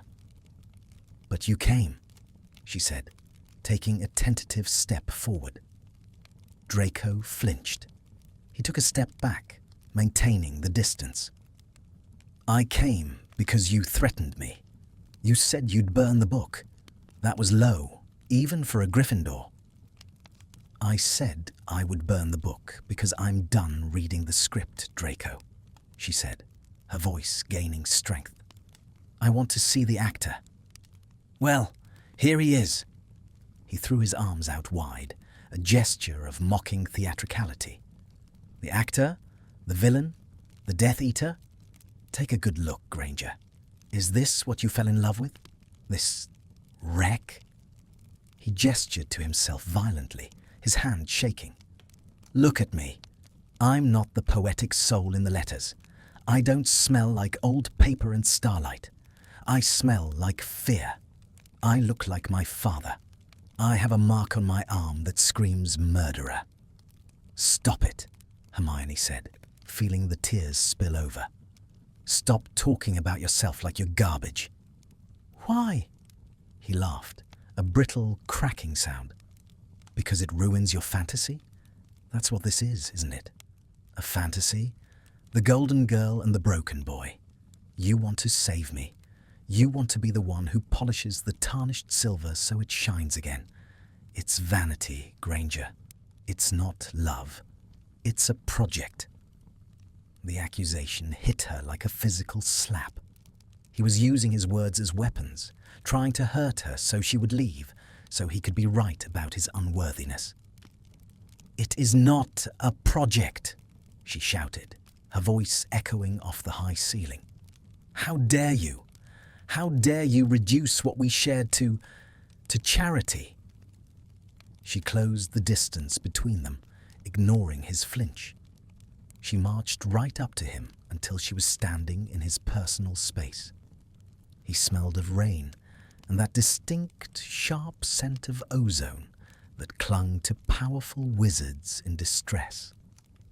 "I didn't fall in love with a letter," she hissed, looking up into his face. "I fell in love with the mind that wrote it, and that mind is in this head." She reached up to touch his temple. Draco caught her wrist before she could make contact. His grip was bruising, his fingers like bands of steel. "Don't touch me," he whispered, his voice trembling. "If you touch me, I'll shatter. I swear to God, Hermione, I will shatter." The use of her first name broke something in the air. The aggression drained out of him, leaving only a terrified boy. "Then shatter," she whispered back. "Shatter, Draco, and let me help you pick up the pieces." He stared at her, his chest heaving. He looked at her mouth, then her eyes. The conflict in his face was agonizing to watch. The war between the desire to surrender and the instinct to survive. "You don't understand," he choked out, releasing her wrist and backing away until he hit a bookshelf.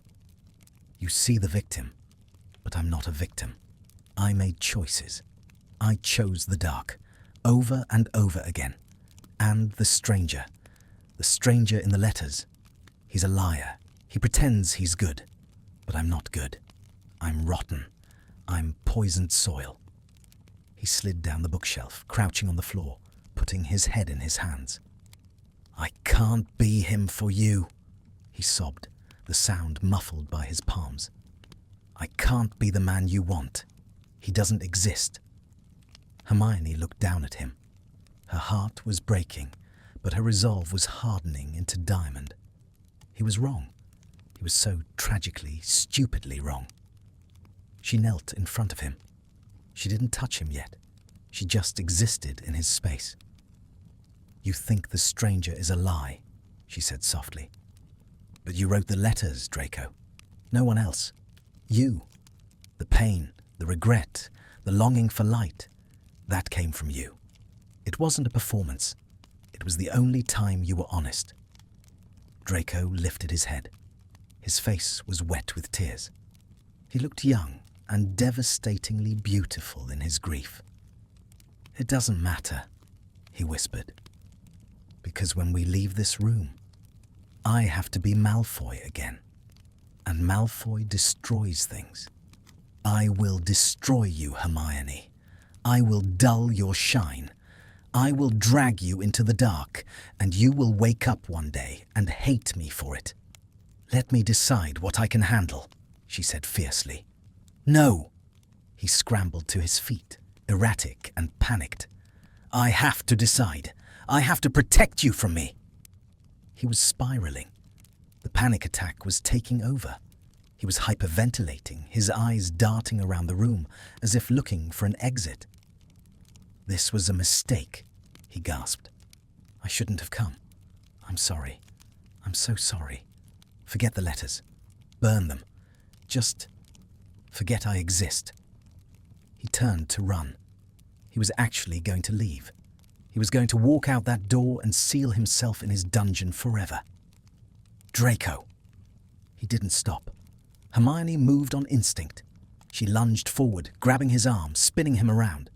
He tried to shake her off, his face twisted in a snarl of desperation. "Let go, Granger!" "No." I said, "Let go." He shoved her back, not hard enough to hurt, but hard enough to create space. "Look at me. I am a monster. I am—" Smack. The sound was sharp and shocking in the quiet library. Hermione's palms stung. Draco's head whipped to the side. Silence crashed down on them. Absolute, ringing silence. Draco stood frozen, his cheek reddening rapidly. He didn't look angry. He looked stunned. The spiral had stopped. The panic had been slapped right out of him, replaced by a dull shock. Slowly, he turned his face back to hers. His eyes were wide, focused now. Hermione stood there, her hand still raised slightly, her chest heaving.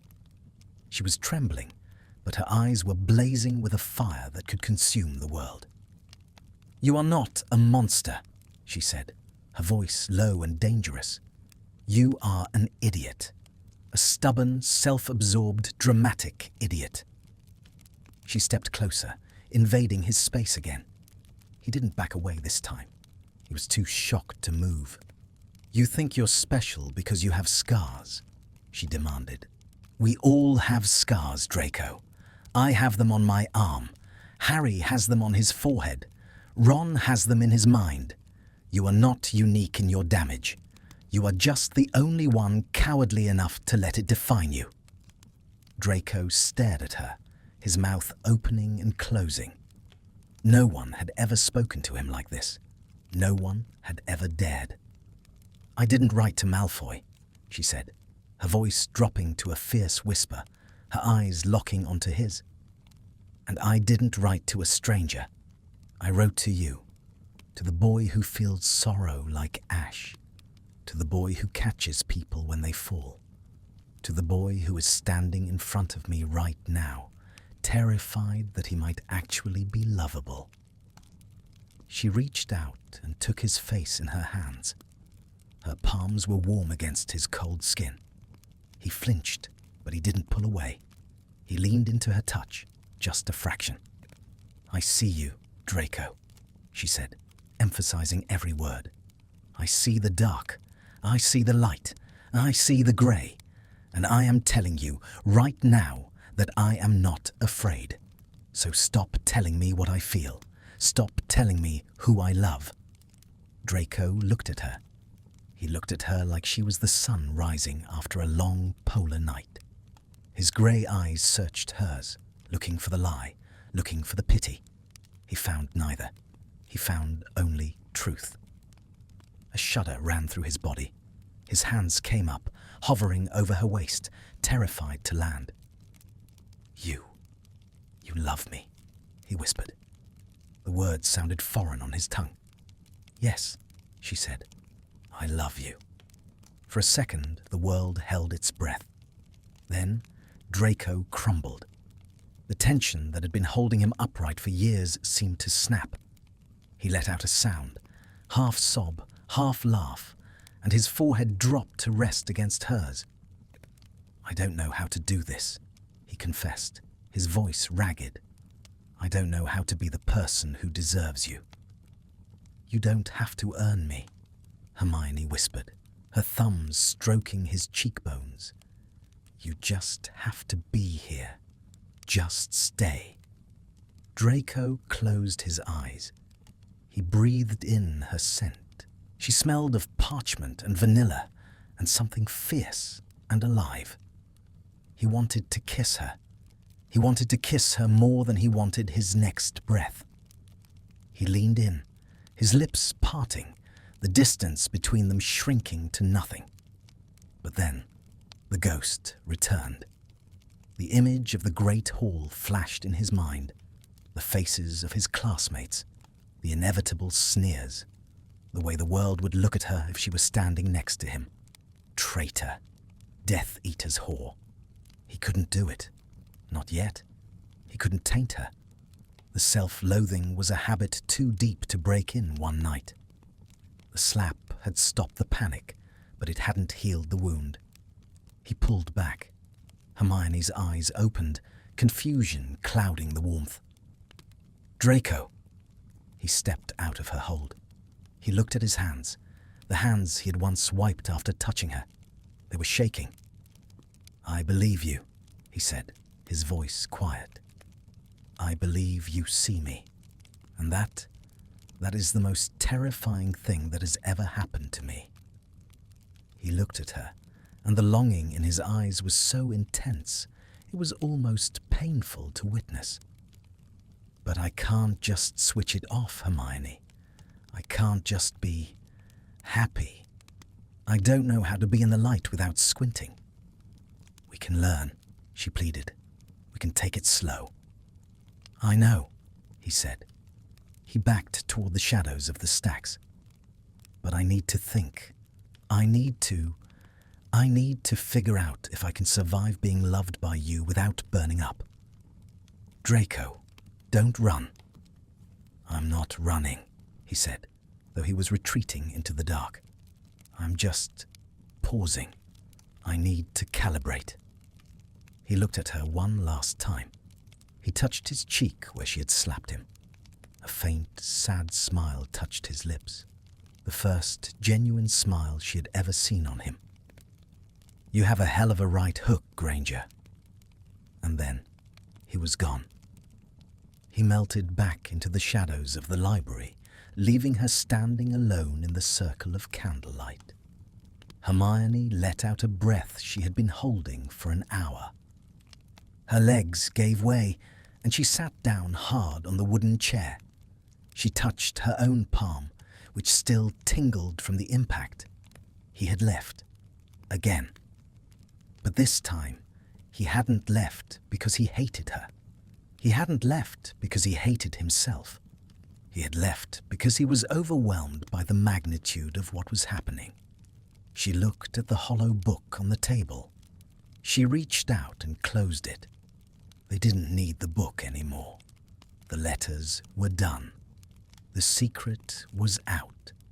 She sat in the silence, listening to the clock chime the half-hour. She felt exhausted, drained, and raw. But beneath it all, she smiled. He hadn't said goodbye. He had said he needed to calibrate. The walls were down. The house was burned. Now they just had to see if they could build something new in the ashes. Hermione Granger stood up, wiped her eyes, and walked out of the library. She wasn't afraid of the dark anymore. She knew who was waiting in it. The end of the 8th year did not come with a bang, nor a whimper.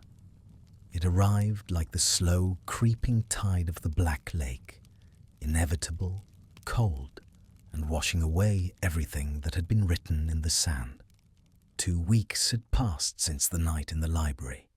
2 weeks of a silence that was profound and heavy, though it no longer felt like a vacuum. It felt like a held breath. Draco Malfoy had not spoken to Hermione Granger. He had not written to her. The hollow book in the restricted section gathered dust, its purpose fulfilled, its spine unbroken, but its contents emptied.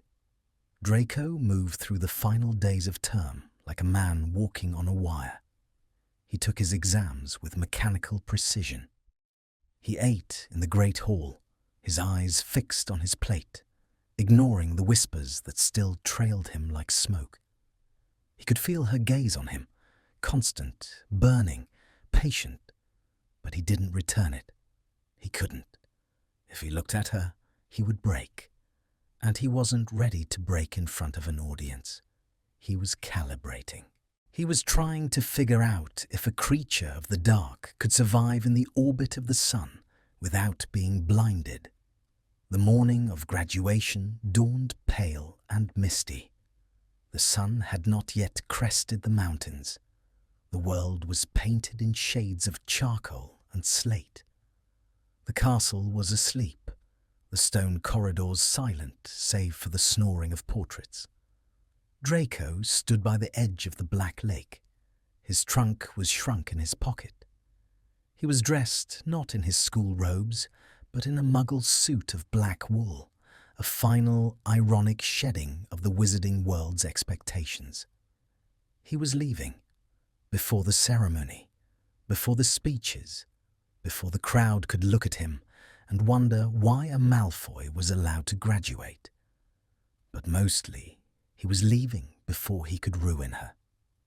He stared out at the water, the surface like a dark mirror reflecting a sky that couldn't decide if it wanted to be blue or grey. The air smelled of wet earth, pine needles, and the deep, ancient scent of the lake. "I didn't think you'd actually run." The voice was soft, barely louder than the lapping water, but it hit him like a stunning spell. Draco didn't flinch. He didn't turn. He had known somehow that she would come. The connection between them, that invisible silver thread woven through ink and parchment, was too taut to be severed by simple distance. "I'm not running," Draco said, his voice raspy from disuse. He kept his eyes on the horizon. "I'm making a strategic withdrawal. There is a difference." "Is there?" Hermione stepped up beside him. She wasn't wearing her robes either. She was in a simple dress, a cardigan wrapped tight around her against the morning chill. She didn't look at him. She looked at the lake, mirroring his stance. They stood 2 feet apart, a chasm and a hair's breadth all at once. "The ceremony starts in 3 hours," she said. "McGonagall will be furious." "McGonagall will be relieved," Draco corrected. "No one wants a Death Eater in the graduation photo. It spoils the aesthetic of new beginnings." "Stop it," Hermione said. It wasn't a snap, it was a weary plea. "Stop reciting the script you wrote for yourself. It's boring, Draco." Draco's jaw tightened. He turned his head slowly to look at her. The morning light caught the wild tangle of her hair, turning the brown to gold. She looked tired. She looked beautiful. She looked like the only thing in the world that was real. "Why are you here, Granger?" "Because you have my pen," she said simply. Draco blinked. A ghost of a smirk touched his lips. Faint, barely there, but real. "Your pen?" "The Muggle one. You stole it from the library. I want it back." "I threw it away," he lied. "Liar," she whispered. She turned to face him fully, the playfulness vanishing, replaced by that intense, terrifying gravity. "You're leaving. You were going to leave without saying a word." "It's better this way," Draco said, the wall going up again. "Clean break. You go on to be Minister for Magic or whatever it is you do. I go somewhere else, somewhere quiet. We don't have to pretend that a few letters and a moment of madness in the library change who we are." "They didn't change who we are," Hermione agreed, stepping closer. The gravel crunched under her shoes. "They revealed who we are. There is a difference." Draco looked down at her. The urge to touch her was a physical ache, a dull throb in his fingertips. He shoved his hands deep into his pockets. "You are stubborn," he murmured. "It's your worst quality." "And you are afraid," she countered. "It's yours." "I have a right to be afraid." Draco's voice rose, cracking the stillness of the morning. He pulled his hands out, gesturing vaguely at the space between them. "Look at this, Hermione. Look at us. It's a tragedy waiting to happen. I am broken. I am not fixed just because you said you loved me. I still wake up screaming. I still can't look in a mirror without seeing the things I've done. I will drag you down." He took a jagged breath, the cold air burning his lungs. "I don't know how to be the man in the letters," he confessed, his voice dropping to a whisper. "He was a dream. I am the nightmare." Hermione didn't argue. She didn't shout. She watched him with a calmness that unnerved him. Then she spoke. "A house that is burned down lets in the starlight. The smoke clears eventually. You are not smoke. Smoke fades. You are still here." Draco froze. The words washed over him, echoing from the past. His first letter, her first reply, the foundation of everything. "I kept it," she said softly. "I kept all of them. And do you know what I found when I reread them? I didn't find a nightmare. I found a survivor. I found a boy who was desperate to be understood." She took a step closer. There was only a foot between them now. "I don't need you to be the man in the letters, Draco. Paper is flat. Paper is safe. I want the 3D version, the one with the sharp edges, the one who is standing by a lake at dawn trying to protect me from himself." Draco stared at her. The mist was swirling around their ankles, isolating them from the castle, from the world. "I will hurt you," he warned, his voice shaking. "I'm difficult, I'm jealous, I'm possessive. I have days where I can't speak." "I know," she said. "And I'm bossy. I work too hard. I have days where I can't stop crying about people who are gone." She reached out. Her hand hovered in the space between them, palm up, an invitation. "I'm not asking for a fairy tale," Hermione whispered. "I'm asking for a partnership. I'm asking you to try." Draco looked at her hand. He remembered the stairwell. He remembered the feel of her arm, the panic, the way he had wiped his hand as if her light burned him. He remembered the library. "If you touch me, I'll shatter." He looked at his own hand. It was pale, shaking slightly. It was the hand that had taken the dark mark. But it was also the hand that had written, "I am falling in love with Hermione Granger." The choice was simple. Walk away and stay whole, but empty. Or take her hand and shatter, and hope they could build something new from the pieces. Do you want to be safe, or do you want to be alive? Draco exhaled. It was a long, shuddering breath, releasing the last of the air he had been holding for years.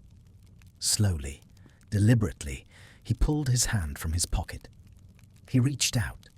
He didn't just touch her.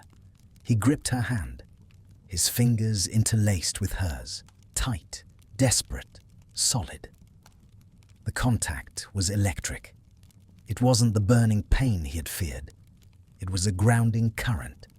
It was the feeling of coming home to a house that was no longer burning, but standing quiet and ready under the stars. He squeezed her hand. She squeezed back, her strength surprising him. Draco looked up from their joined hands to her face. Her eyes were shining with tears, but she was smiling, a small, triumphant, beautiful smile. "You stayed," she whispered. "I'm calibrating," he murmured, his voice thick with emotion. "It might take a while." "We have time," she said. "We have all the time in the world." The sun finally crested the mountains. A beam of pale gold light shot across the surface of the lake, cutting through the mist, illuminating the two figures standing on the shore. Draco didn't let go. For the first time in his life, he didn't want to wipe the warmth away. "The ceremony," he said, clearing his throat, though he made no move to leave. "If we go back now, everyone will stare. They'll talk. The Golden Girl and the Death Eater. It will be a scandal." "Let them talk," Hermione said, tightening her grip on his fingers. "I've read the books in this library. I prefer our story." Draco let out a short, incredulous laugh. He lifted her hand, bringing it to his lips. He pressed a kiss to her knuckles, a gesture of old-world chivalry, a promise, a surrender. "So do I, stranger," he whispered against her skin. "So do I." He lowered their hands, but he didn't release her. "Come on," Hermione said, tugging him gently toward the castle. "Let's go face the music." "After you," he said. "No," she corrected, stepping in beside him so they were shoulder to shoulder. "With me." Draco Malfoy looked at the castle, the place of his greatest sins and his greatest pain. Then he looked at the girl beside him, the source of his terror and his hope. He nodded once. Together, hand in hand, they turned their backs on the dark water and walked toward the castle, stepping out of the shadows and into the grey, uncertain, beautiful dawn. The letters were finished. The silence was broken. The story was just beginning.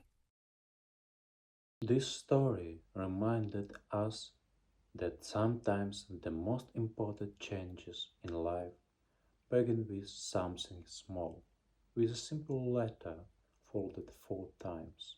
Love does not always arrive loudly. Often it comes quietly, like words on an old parchment, bringing hope exactly when we think it's too late. For the heroes, these letters become a way to finally hear each other thought the silence. May this feeling of being understood and accepted stay with you tonight. But all your worries aside, like a letter that has already been read.